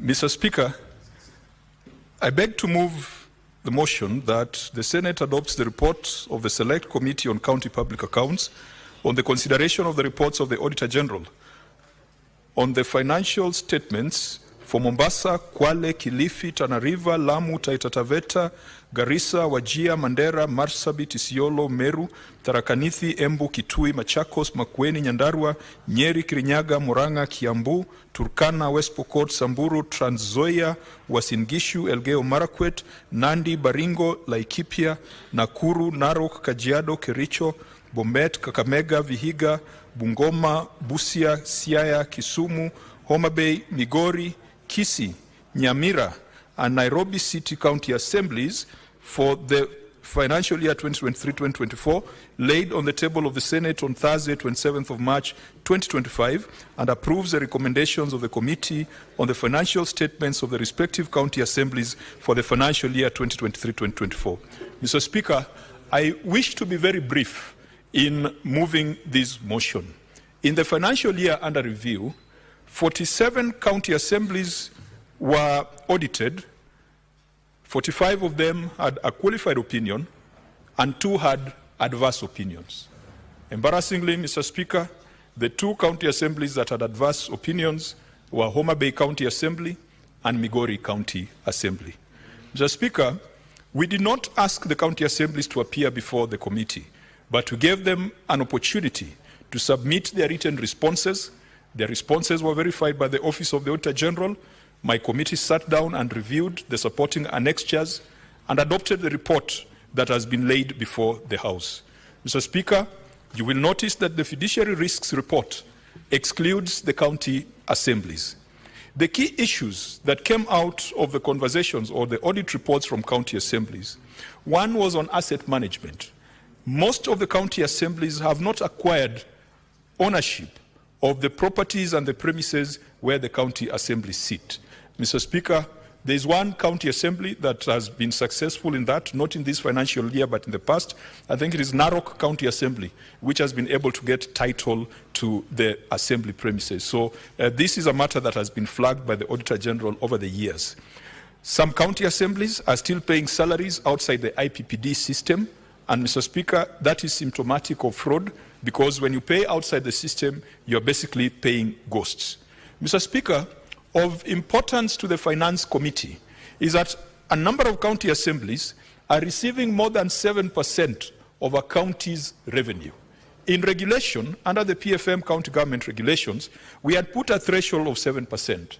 But Mr. Speaker, over the years, through the through the various instruments that the Senate passes, the division of revenue, additional allocations, we have revised the ceilings to an effect where the average disbursement to county assemblies today is about 12%, way above the 7%.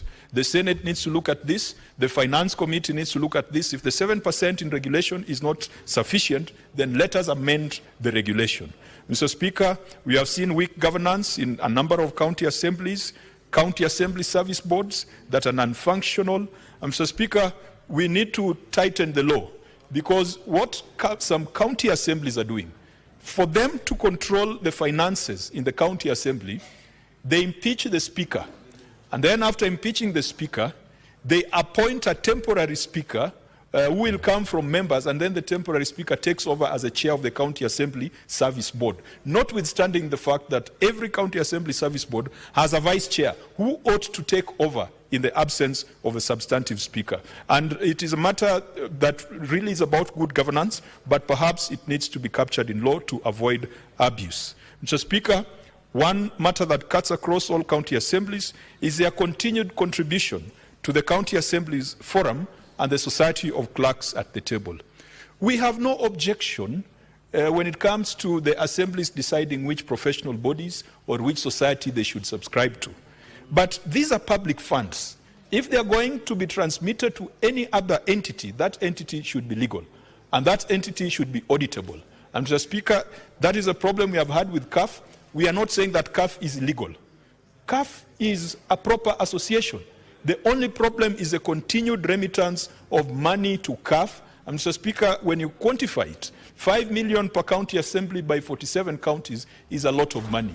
Fortunately, this House has already considered the necessary legislation to rectify this. Finally, Mr. Speaker, we have seen cases of pending bills in county assembly, and that is contained in the detailed report, as well as matters of outstanding interest held by members of county assembly. We therefore request the House. None of the assemblies appeared before the committee. They submitted written responses. The committee cannot vouch for the authenticity of the records submitted. We request the House to allow the committee to summon the entities that had adverse opinions and to invite the accounting officers of the other entities to ensure that the issues raised by the Auditor General are closed, and to allow the committee to liaise with other relevant stakeholders to ensure that illegalities and irregularities identified are addressed lawfully, and perhaps even to direct a special audit of the entities with adverse opinions. Mr. Speaker, I beg to move, and I will ask a member of my committee who has not spoken, maybe Senator Cherargei, to quickly second. Senator Samson Chalagay. Okay. Thank you, Mr. Speaker, sir, and thank you, Chair. I think for the county assemblies, it's a straightforward matter, because county assemblies, Mr. Speaker, sir, concentrate more on recurrent expenditure as opposed to development expenditure. And while we, as a committee, as the chair said, we need these entities to appear to get the second bite to the cherry and be able to explain. The Speaker, for example, in Nandi County Assembly, the county assembly chambers is yet to be complete. So you can find in one financial year they are requesting only for maybe development of cafeteria, walling. Mr. Speaker, you remember there was an issue of county deputy, the speaker's residence, Mr. Speaker. So I think those are majorly things that, but on the issue of expenses in terms of recurrent and accountability, the issues of impress, Mr. Speaker, that still becomes a problem because accountability mechanisms within the county assemblies, Mr. Speaker. And looking both at the county executive in terms of financial statements and also through the county assemblies, Mr. Speaker, there is a similarity. Although, Mr. Speaker, you remember, and I think the MCA should be aware of this, that the Senate has already passed the law that gave them financial autonomy. I think when they will have CRF account within the Treasury, it will allow them, Mr. Speaker, to own the process, because as of now, they depend on CCM Treasury to get their allocation. But that one does not absolve them from their accountability. And I think they must appear, Mr. Speaker, and looking, and I want to challenge counties in conclusion, Mr. Speaker, that they must do their oversight work as it should be. For example, in Nandi County, Mr. Speaker, under Governor Sang is the headquarters of corruption in Western Hemisphere of this world.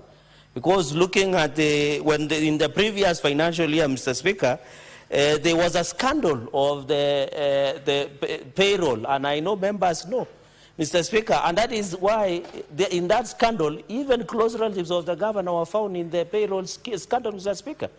And yet EACC came with rat matters. They took computers. No one has been arrested, Mr. Speaker, including a close consecutive of the governor, Mr. Speaker. Secondly, even as you are aware, Mr. Speaker, there are many stalled projects and the county like car hire services. Mr. Speaker, Governor Sang moves around with a car hire service of 42.8 million. There is no car number. No one knows where it is hired from. I'm told it is from one of the senior cabinet ministers in this government that is hiring to Nandi, and you know, of course, who I'm speaking, Mr. Speaker, about. 42, Mr. Speaker. Mr. Speaker, Governor Sang pays 18 APs, 25,000 against 5,000 extraneous, Mr. Speaker. Yet Nandi is not Baghdad, where bombs are being thrown around. Nandi is one of the peaceful places, Mr. Speaker. And therefore, I want to challenge county assemblies to ensure they do the oversight role. Mr. Speaker, with those bombastic, I beg to second, Mr. Speaker. But you arrange the chair knows the cabinet secretary providing care services in Nandi. I'm not aware completely. Honorable Senators, I propose the question that the Senate adopts the reports of the Select Committee on County Public Accounts on the consideration of the reports of the Auditor General on the financial statements for Mombasa, Kwale, Kilifi, Tana River, Ramu, Taita Taveta, Garissa, Wajir, Mandera, Marsabit, Isiolo, Meru, Tharaka Nithi, Embu, Kitui, Machakos, Makueni, Nyandarua, Nyeri, Kirinyaga, Murang'a, Kiambu, Turkana, West Pokot, Senator Wakoli, West Pokot, Samburu,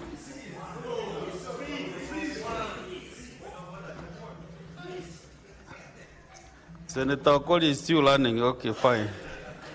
Trans Nzoia, Uasin Gishu, Elgeyo Marakwet, Nandi, Baringo, Laikipia, Nakuru, Narok, Kajiado, Kericho, Bomet, Kakamega, Vihiga, Bungoma, Busia, Siaya, Kisumu, Homa Bay, Migori, Kisii, Nyamira, and Nairobi City County Assemblies for the financial year 2023-2024, laid on the table of the Senate on Thursday, 27 March 2025, and approves the recommendations of the Committee on the financial statements of the respective county assemblies for the financial year 2023-2024. Before I give senators to contribute to the motion, then also I make this communication about visiting students from Mwaso Muslim JSS School in Samburu County. Honorable Senators, I would like to acknowledge the presence in the public gallery this afternoon of 68 students and 5 teachers from Mwaso Muslim JSS School in Samburu County. The delegation is in the Senate for a one-day academic exposition. In our usual tradition of receiving and welcoming visitors to Parliament, I extend a warm welcome to the delegation, and on behalf of the Senate and on my own behalf, wish them a fruitful visit. Senator Zena, welcome the visitors within 30 seconds.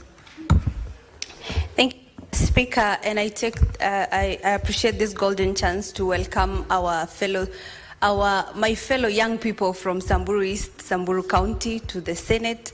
I hope you're having a time of your life. I know seldom do we get young people from Samburu County visiting, and I would like to encourage more of you to be visiting so that you see these things for yourself. I'm very proud to see you here today because that means you have decided to take the bull by the horn and get to know what is happening up here in the city also. I truly welcome you, knowing very well that Walt Disney once said that all our dreams can come true if only you have the courage to pursue. Senator Lengwe Rutubesi. Thank you, Mr. Speaker. I join you 45 seconds. and the Senate to welcome students and teachers from Muslim Waso Muslim Secondary School in Samburu County. Today we are considering very important matters that concern our counties, particularly the reports of the Auditor General on how our people or how our leaders in our counties are using, implementing programs that are funded using public funds to make sure that services reach you and reach the people of Samburu County. So once again, I welcome you and welcome you to the Senate and learn more about what we do, and I will see you as you move out. Thank you. Thank you. So, honorable senators, I now open the floor for debate. As usual, the 6. I start with Senator Oginga Oburu. Yeah, thank you, Mr. Speaker. Your seniority has saved you. Thank you, Mr. Speaker, for the opportunity. Mr. Speaker, this is a very, very important debate because this is one of our fundamental functions as a Senate and as Parliament to oversight the executive and to oversight generally the expenditure of public funds. Mr. Speaker, in Uganda they take it so seriously that in the Public Accounts Committee attended to, there is a policeman from the CID sitting together with parliamentarians. If a case has been presented and well proved, they now do their function of further investigations with a view to concluding those issues legally in courts. And here, Mr. Speaker, we need to do, I think we need to do the same, because there is a lot of carelessness in dealing with the resolutions of the House. Sometimes the House makes resolutions and they are not taken seriously, Mr. Speaker. Mr. Speaker, for instance, this issue of pending bills, it is an issue which is bankrupting many Kenyans. And I'm surprised that even in the assemblies are having the issues of pending bills. Mr. Speaker, the assemblies should be the forefront as the elected representatives of the people to lead the executive. Because we also expect them to do their proper function of primary oversight in their counties, Mr. Speaker, which we are also informed by the Public Accounts Chair that they don't do. They leave almost everything to the Senate and the National Assembly to do the oversight functions, which is primarily theirs. Mr. Speaker, I also want to emphasize the need for the counties to have autonomy. Because, Mr. Speaker, without the autonomy of these counties, the counties are dependent on the mercy of the executive. And therefore, effective oversight of the executive becomes an issue. It becomes difficult for them to oversight the people who are actually calling the strings of the purse. Somebody who pulls the strings of the purse is the one who calls what? Is the one who...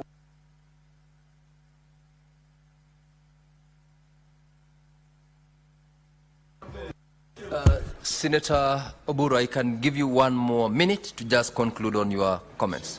Please give Senator Oburu 1 more minute. Mr. Speaker, I conclude by just stressing the importance of having the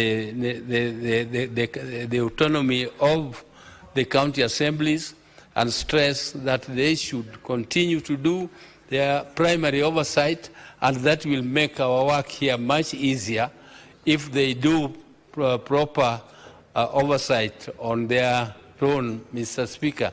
Mr. Speaker, I don't want to speak in a hurry, so I thank you very much for. Thank you, Senator Oburu. Senator Chesang Alan.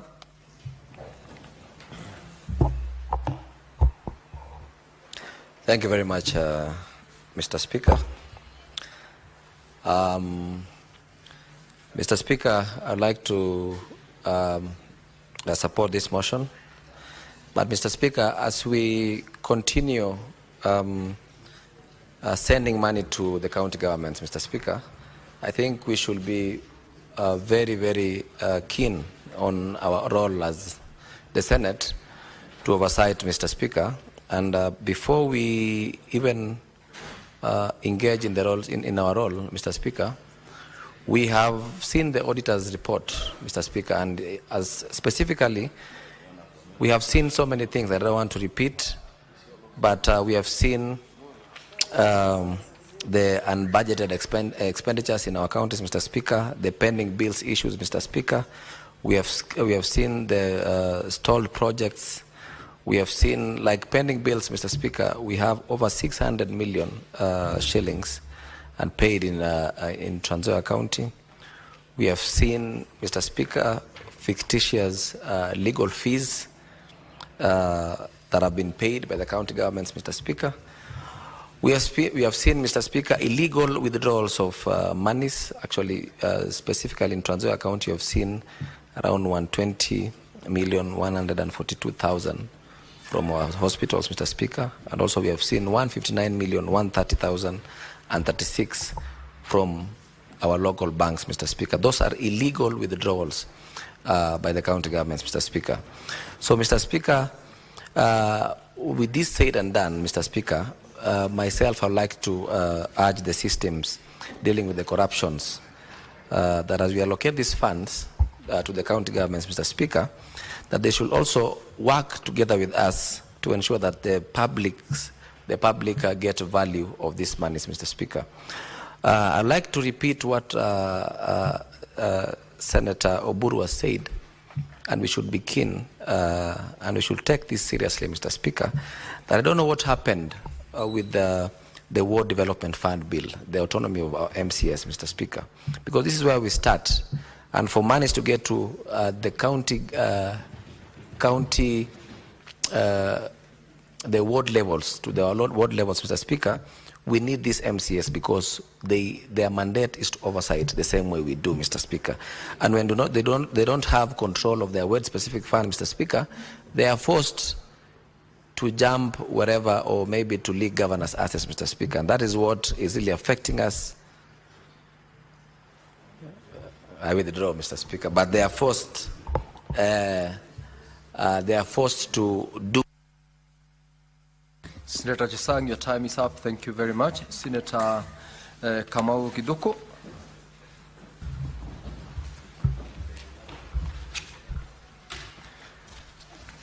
Thank you very much, Mr. Speaker.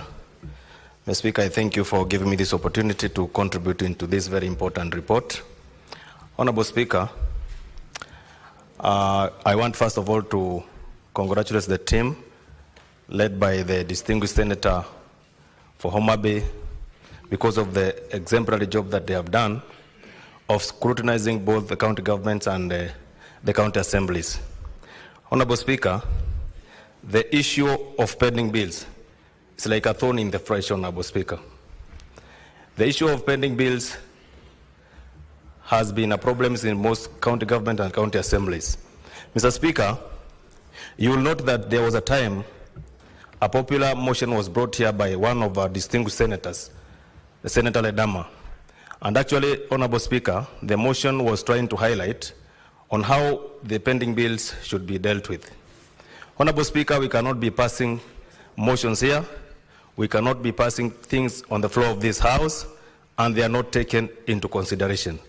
Honorable Speaker, it seems that whatever we did with that issue of pending bills, Honorable Speaker, was not taken seriously, and nothing has been implemented. Honorable Speaker, I want to call upon the relevant authorities to make sure that the bills or the motions that we passed here regarding the issues of pending bills that are becoming thorns in the flesh, Honorable Speaker, is dealt with once and for all. Honorable Speaker, I want to agree with the Chair for Public Accounts Committee, who is requesting that he be given an authority, or this House allow him to be summoning those county assemblies that are not adhering to the summons that has been issued to them. Mr. Speaker, it is against the law for any county government or county assembly to be summoned to appear before the Public Accounts Committee or any other relevant committee in this House, and they fail to attend. Honorable Speaker, I am of an opinion that a very strict measures be taken against all those county government and county assemblies that sometimes, Honorable Speaker, see to it that they don't attend to summons that has been issued to them to appear before this House that has been mandated by the Constitution to take care and the interests of counties and its government, Honorable Speaker. With us, Honorable Speaker, I support. Now with that, honorable members, I now call upon the mover to reply. Mr. Speaker, I beg to reply and thank all my colleagues who have made their comments, and also to assure the House that if given the opportunity to follow up these matters, we shall do it in a manner that respects the authority and constitutional mandate of county assemblies. We know that they are distinct, we know that they are constitutional entities, and even when we are seeking accountability from the county assemblies, we'll be very, very careful not to cross the lines and to blur the independence of county assemblies vis-a-vis Parliament. Mr. Speaker, I beg to reply. And I also rise, Mr. Speaker, sir, pursuant to Standing Order 66.3, to request that putting of the question on this motion be deferred until the conclusion of debate on other motions in the order paper. Thank you, Mr. Speaker. Thank you, Senator Kajwang. And on the request of the chairperson, putting of the question is deferred to the next sitting. Clerk, call the next order.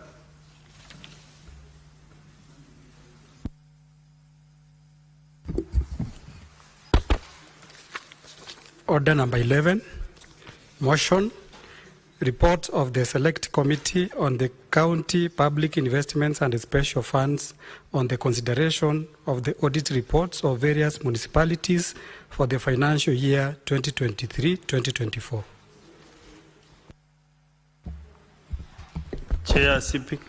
Thank you, Mr. Speaker. Mr. Speaker, I beg to move that the Senate adopts the reports of the Select Committee on County Public Investments and Special Funds on the consideration of the audit report for the financial year 2023-2024 for Diani, Eldoret, Iten, Kapsabet, Kakamega, Kilifi, Kisii, Kinango, Kwale, Lamu, Lungalunga, Malindi, Mumias, Mwatate, Nyamira, Voi, Water municipalities laid on the table of the Senate on Thursday, 27th March 2025, and approves the recommendation of the Committee on the Financial Statement of the respective municipalities for the financial year 2023-2024.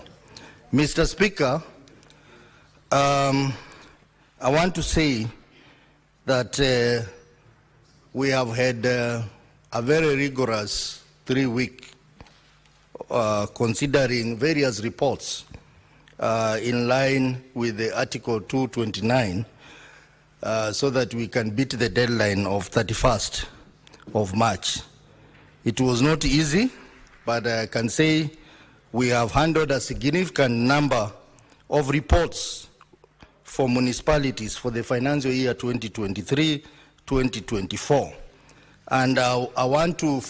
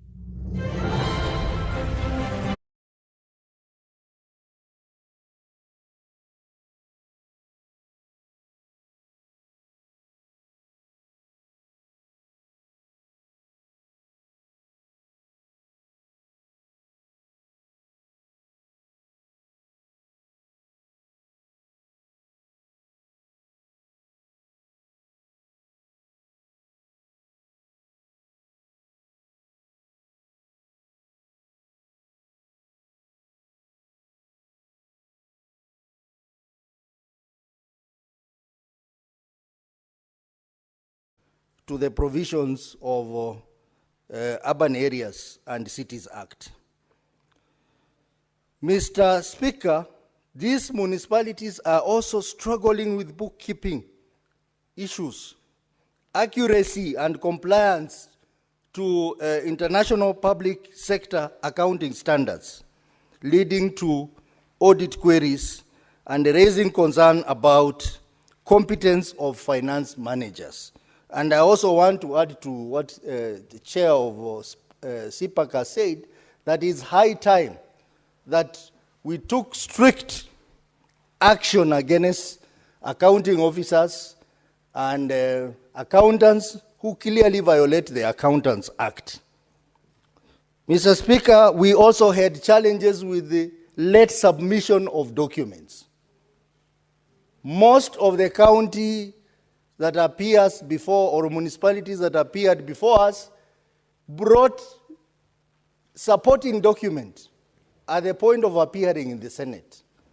Mr. Speaker, we have a very lengthy audit process, and one wonders why counties are not able to deliver the documents within the stipulated period in law for examination by the auditor, but when they appear before Senate, they bring loads and loads of documents, knowing very well we have no the capacity to go through all those documents. So, Mr. Speaker, moving forward, we have agreed as a committee that we are going to invoke the provisions of Section 62(2) of the Public Audit Act that declares that to be an offense, punishable by payment of a fine of 5 million or imprisonment for 3 years or both.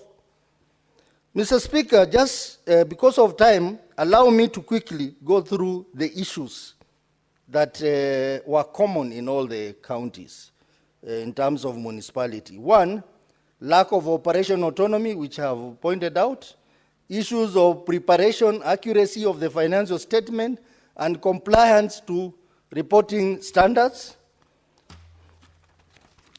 issues of asset management. Mr. Speaker, most of the municipalities do not have asset registers, and that is a major risk in terms of management of assets. Issues of budgetary control and performance, where you find that either the budget is not balancing or the budgets are not there completely, or a scenario where we have underfunding of the budget or underutilization of the budget. Mr. Speaker, the committee made a number of resolutions, and those resolutions are contained in the report, which of course, because of time, I will not go through all of them. But one fundamental resolution that we made is that the House, after the passage of this motion, gives the committee time to go and do detailed inquiries into these reports and report back to the House. And also, the committee to carry out visits, inspection visits to these municipalities to examine some of the issues that have been raised in the audit query. Mr. Speaker, I think I must commend the Auditor General Office for thinking it right that it is important for municipalities to be audited, because that, in a way, Mr. Speaker, is going to enhance the accountability of ONSO's revenue, which most of the municipalities generate. And we realize that maybe that is the reason why most counties do not want to give autonomy to municipalities. Mr. Speaker, I must also report with sadness that this House gave a charter to Eldoret City. As we are speaking now, that charter has not been operationalized because the municipal manager who was there proceeded to court and said that because now Eldoret is a city, he wanted to become a city manager, and he has taken the matter to court. Mr. Speaker, the Urban Areas and Cities Act is very clear. There is no transitional mechanism from a municipal board or a municipal manager to a city manager or a city board. It only provides that whenever a municipality becomes a city, a new city manager or a new board under the city must be appointed. We have therefore directed the governor to immediately comply with the law and have a city manager and a city board for Eldoret municipality so that the residents of Eldoret enjoy the benefit of good governance in that city. Mr. Speaker, because of time, allow me to request Senator Tobiko, who is a member of my committee, to second. Senator Perez Tobiko.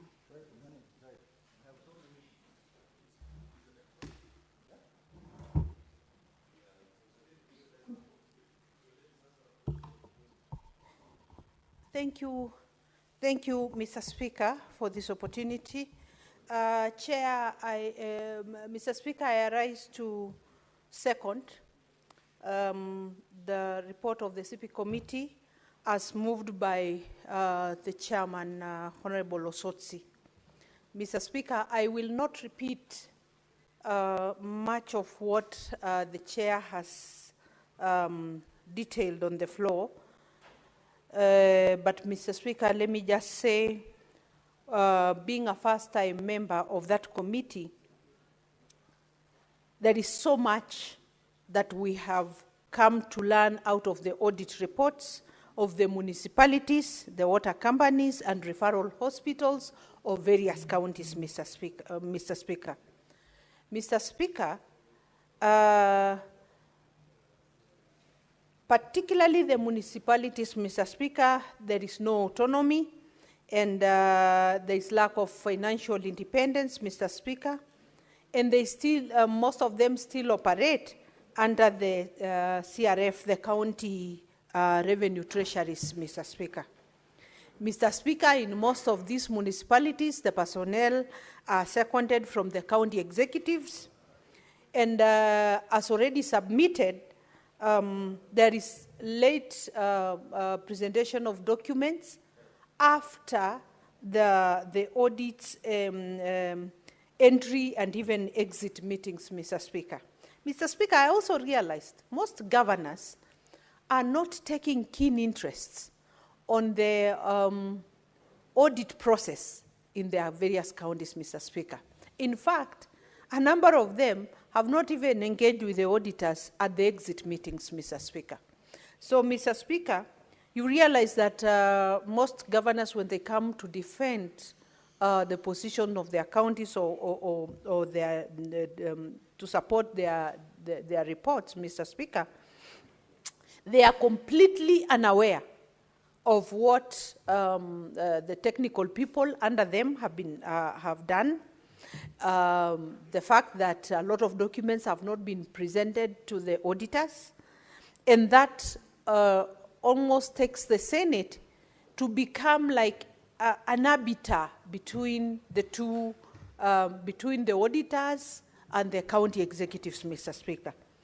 Mr. Speaker, as mentioned, a lot of counties have an issue with their property and equipments or their assets. And Mr. Speaker, we found... Senator, your time. Thank you very much, Senator.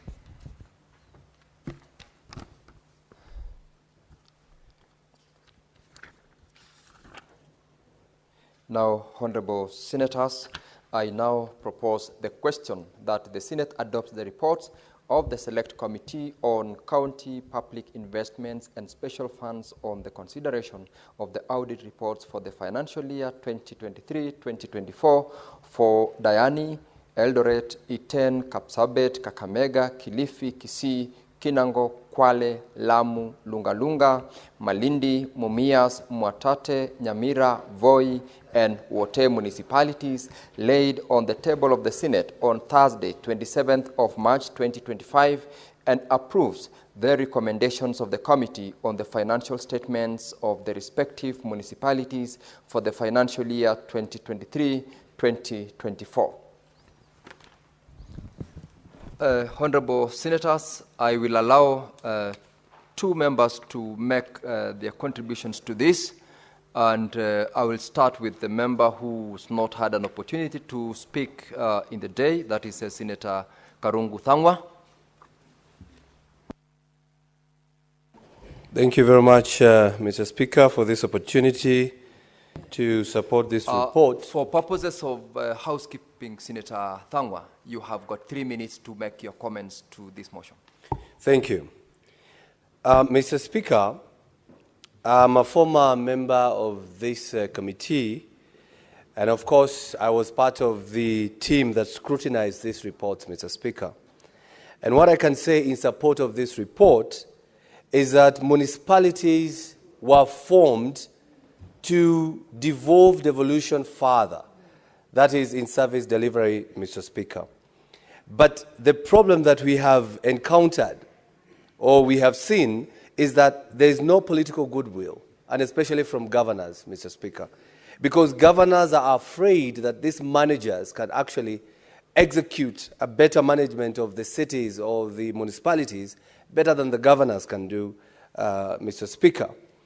Mr. Speaker, if the governors were to let the law take its course and let these boards and municipality boards and the managers do their work, Mr. Speaker, it would actually help counties to have more when it comes to OSR, that is on-source revenue, Mr. Speaker.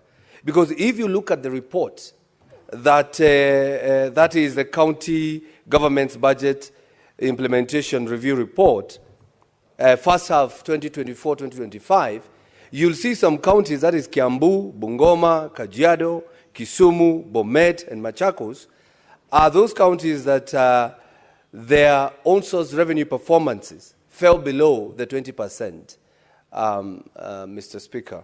And if you look at some of these counties like Kiambu, Kisumu, and Machakos, if they were to give the independence to the municipality boards and the managers, Mr. Speaker, we won't be talking about these issues of on-source revenue being below what they had wanted to collect, Mr. Speaker.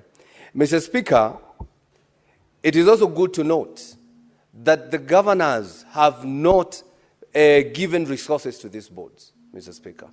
So it is just a board with board members, with managers, but they cannot execute any mandate because of lack of funds, Mr. Speaker. And I think as we talk about the autonomy of county assemblies and how the finances go to the county assemblies, we should also rethink of these municipalities. Maybe they should also be having their monies direct to the boards or to the municipalities so that they can be able to actualize or give service delivery and collect on-source revenue as per the... Your time, Senator Karungu Thangwa, is up. And honorable members from the dashboard, there is no other member who is keen on contributing to this particular motion. And I'll ask Senator Sotsi, the mover of the motion, to reply. Senator Nyongo has just made a request, and I will give you 3 minutes to make your contribution. I really want to thank you for accommodating me. Mr. Speaker, I am not going to discuss what my colleagues have said. I'm actually going to make the recommendations. I have sat in the committee which has been chaired by Honorable Kajwang. The team was very, very good. We did an excellent job. I have also sat with Honorable Osotsi, and I have watched and seen. Mr. Speaker, even when we are discussing and trying to figure out what could be broken in our country and what are the issues, honestly, with the issue of devolution, I would like to tell my colleagues in this House that the responsibility falls squarely on us in this House. Mr. Speaker, if you remember, we have not visited the county governments that we are supposed to oversight. And every time we give reasons and excuses why we can't go. The budget is not appropriate. We are not able to go because we can't do ABCD. But Mr. Speaker, when we get trips to travel out of the country, you know the money is available and we go.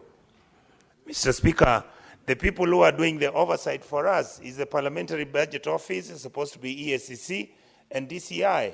This House must have an engagement that is permanent, consistent on a daily, weekly basis, giving us what they have done with a matrix explaining the time they have taken and what issues they are looking at. Mr. Speaker, if you look at our county governments, including the assemblies, the systems are broken. You have advance payments being made without procurement. The IFME system has got voiding, which is done, where instead of people being paid for the pending bills that we keep talking about over and over, nothing is done. Mr. Speaker, we have a problem with the RMLF fund. We have a problem with the ward fund. We have a problem whether Kera, Kura, or Kena should manage county roads. This House must sit and discuss these issues to their logical conclusion. We are leaving too many gaps, and we are leaving governors and even the national government to do whatever they want. I think this House must take responsibility on what to do. For those counties that are doing well, like 11 that are running their budgetary allocations, I mean their HR allocations are 30% of whatever they are receiving for development expenditure. Those that are 11 must be rewarded. We must begin to give people credit where they deserve. We can't assume that everybody's free. Donor funds, we are not working on them well. We have governors providing late submissions of documents. We must be in a situation whereby we can begin to genuinely, from this House, rate the governors who are doing well and rate the ones who are useless, so that then we can be in a position for the public. Thank you, Senator Onyonga. Now, Senator Osotsi, you may proceed to reply. Senator Osotsi.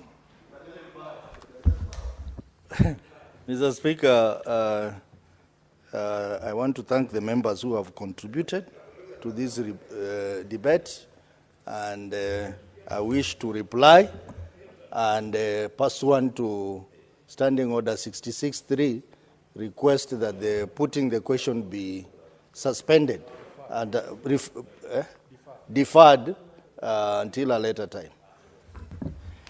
Thank you, Senator Osotsi.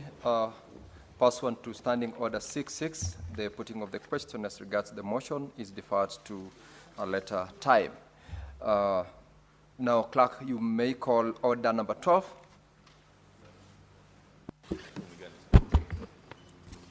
Order number 12, motion, reports of the Select Committee on the County Public Investments and Special Funds on the consideration of the audit reports of various county water service providers for the financial year 2023-2024.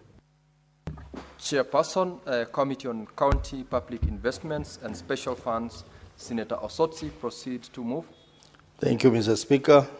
Mr. Speaker, I beg to move that the Senate adopts the reports of the Select Committee on County Public Investments and Special Funds on the consideration of audit report for the financial year 2023-2024 for Busia, Kwale, Lamu, Malindi, Tavevo, Water and Sewerage Companies Limited, and B, Eldoret, Katanga, Gusii, Kakamega, Kapsabet Nandi, Kibwezi Makindu, Booni, Murang'a South, Murang'a, and Tana Water and Sewerage Services Companies Limited, laid on the table of the Senate on Thursday, 27th March 2025, and approves the recommendation of the Committee on financial statements for the respective water service providers for the financial year 2023-2024.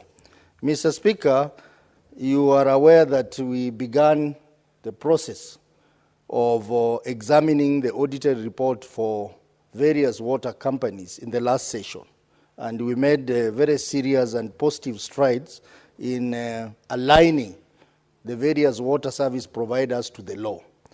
And this, we have had another second chance to look at the reports for the year 2023-2024.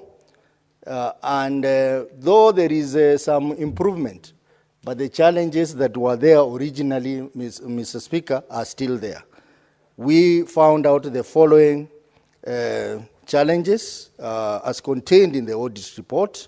The matter of material uncertainty relating to going concern, which basically meant insolvency, is still a challenge in many of the water companies. The issue of high non-revenue water, where the standard industrial benchmark is 25%, most of these water companies are beyond 25%, which basically means that the water they produce is wasted and not billed or accounted for. The issue of unaccounted or unauthorized use of customer deposits is common. The issue of non-compliance to fiscal responsibility, especially on matters of excess wage bill, is there. The issue of outstanding trade receivables, that's the people who owe these water companies money, it is still a challenge. The issue of accuracy of the financial statements and errors in the financial statement is key. And also, Mr. Speaker, the issue of non-remittance of statutory deduction, issues of budget control and performance. Mr. Speaker, all these issues are contained in that big report that I have tabled, and I hope members will have an opportunity to look through and know the status of water companies in their counties. Mr. Speaker, I wish to request that that the report that we have tabled before this House, that has numerous resolutions, be adopted by this House, and particularly there is the resolution to grant the committee more time to undertake detailed inquiries on the outstanding fiduciary risk queries that have been raised by the Auditor General in her report. We have further resolved that we would be meeting, arranging meetings in this county to physically inspect some of the issues that were raised in the report. Mr. Speaker, with those few remarks, I want to request Senator Tobiko to second. Senator Paris Tobiko. Chair, I second.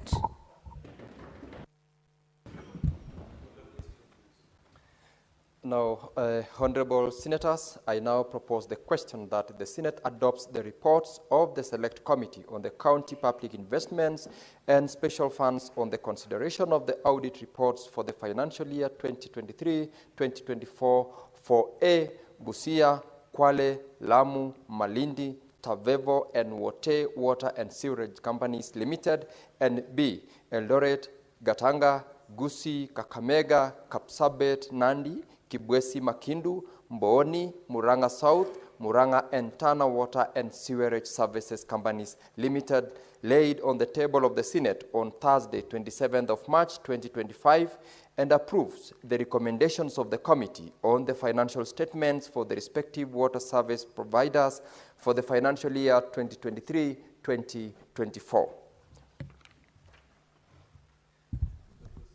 Now, honorable members, I will, in the absence of members keen on making any comments on this report, call upon the mover to reply.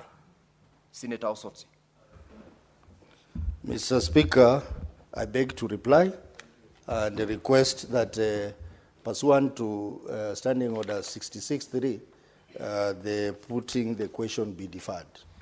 Senator Osotsi, thank you. And pursuant to Standing Order 66, we defer the putting of the question to a later time. And we will call order number 13. Clerk. Order number 13, motion, report of the Select Committee on County Public Investments and Special Funds on the consideration of the audit reports for Busia County Health Services Fund, Kapsabet County Referral Hospital, Kisii County Teaching and Referral Hospital, Lamu County Referral Hospital, and Nyamira County Referral Hospital for the financial year 2023-2024. Senator Osotsi, Chairperson, Committee on County Public Investments and Special Funds, proceed to move the motion. Thank you, Mr. Speaker. Mr. Speaker, I beg to move that the Senate adopts the reports of the Select Committee on County Public Investments and Special Funds on the consideration of audit report for the financial year 2023-2024 for Busia County Health Services Fund, Kapsabet County Referral Hospital, Kisii County Teaching and Referral Hospital, Lamu County Referral Hospital, and Nyamira County Referral Hospital, laid on the table of the Senate on Thursday, 27th March 2025, and approves the recommendation of the committee on the financial statement of the respective county referral hospitals for the financial year 2023-2024. Mr. Speaker, if you may allow me to quickly peruse through the issues. I'm sure members will have an opportunity to go through the detailed report, but in our examination of the financial statements that I've indicated, we found out the following key problems in our hospitals.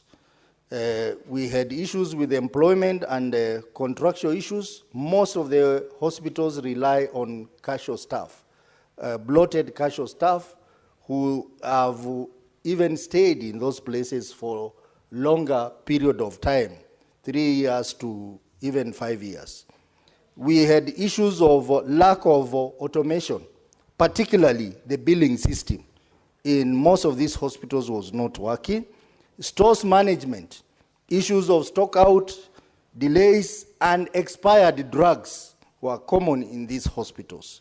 We had also the issues of accuracy, errors, and bookkeeping issues as far as financial statements are concerned, issues of non-remittance of statutory deductions, issues of budgetary control and performance, and issues of non-transfer of assets. Most of these hospitals do not even have asset register, Mr. Speaker. Mr. Speaker, we also saw a lot of instances of breach of various provisions of the law. And most importantly, Mr. Speaker, just like municipalities, these hospitals are still being managed as a department of the executive. Their finances are being controlled from the executive, and even staffing and a lot of internal controls are not working, Mr. Speaker.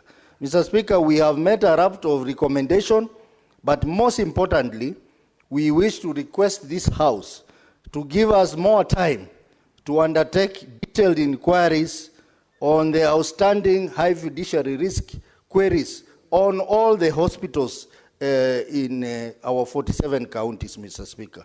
Mr. Speaker, with those few remarks, I wish to request Senator Tobiko to second. Senator Tobiko, proceed to second this motion. Mr. Speaker, in the interest of time, I second.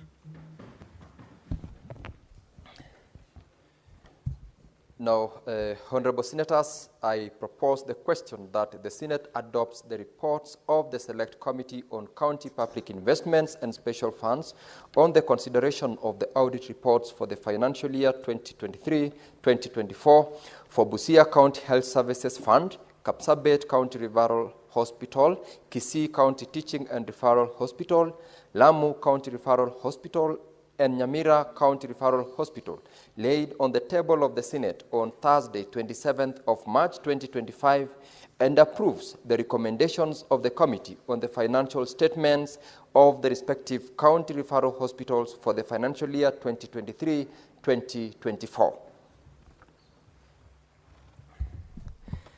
Again, similar to the previous motion, in the absence of members interested in making additional comments to this, I will call upon the chairperson, Senator Osotsi, to reply. Mr. Speaker, in the same vein, I beg to reply and request that pursuant to Standing Order number 66.3, the putting the question be deferred. Okay, we are voting for it now. So, Mr. Speaker, I just beg to reply.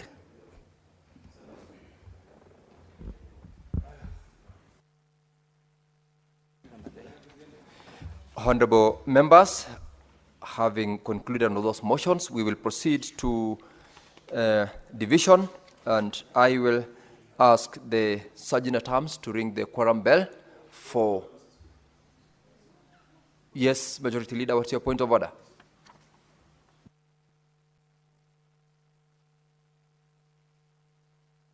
Give the Majority Leader the microphone, clerk. I beg for your indulgence, Mr. Speaker. There is another critical matter we are handling. We just want to request that you allow the mover to reply in 30 seconds also, so that we vote for it together. Yeah. Which one is this, Majority Leader? Additional allocation. The mover had not replied. The mover is, I actually moved the motion, the bill. I will reply in 30 seconds, Mr. Speaker. Then we vote together with all the six. If you can permit. He needs to call the order first. That is order. What number?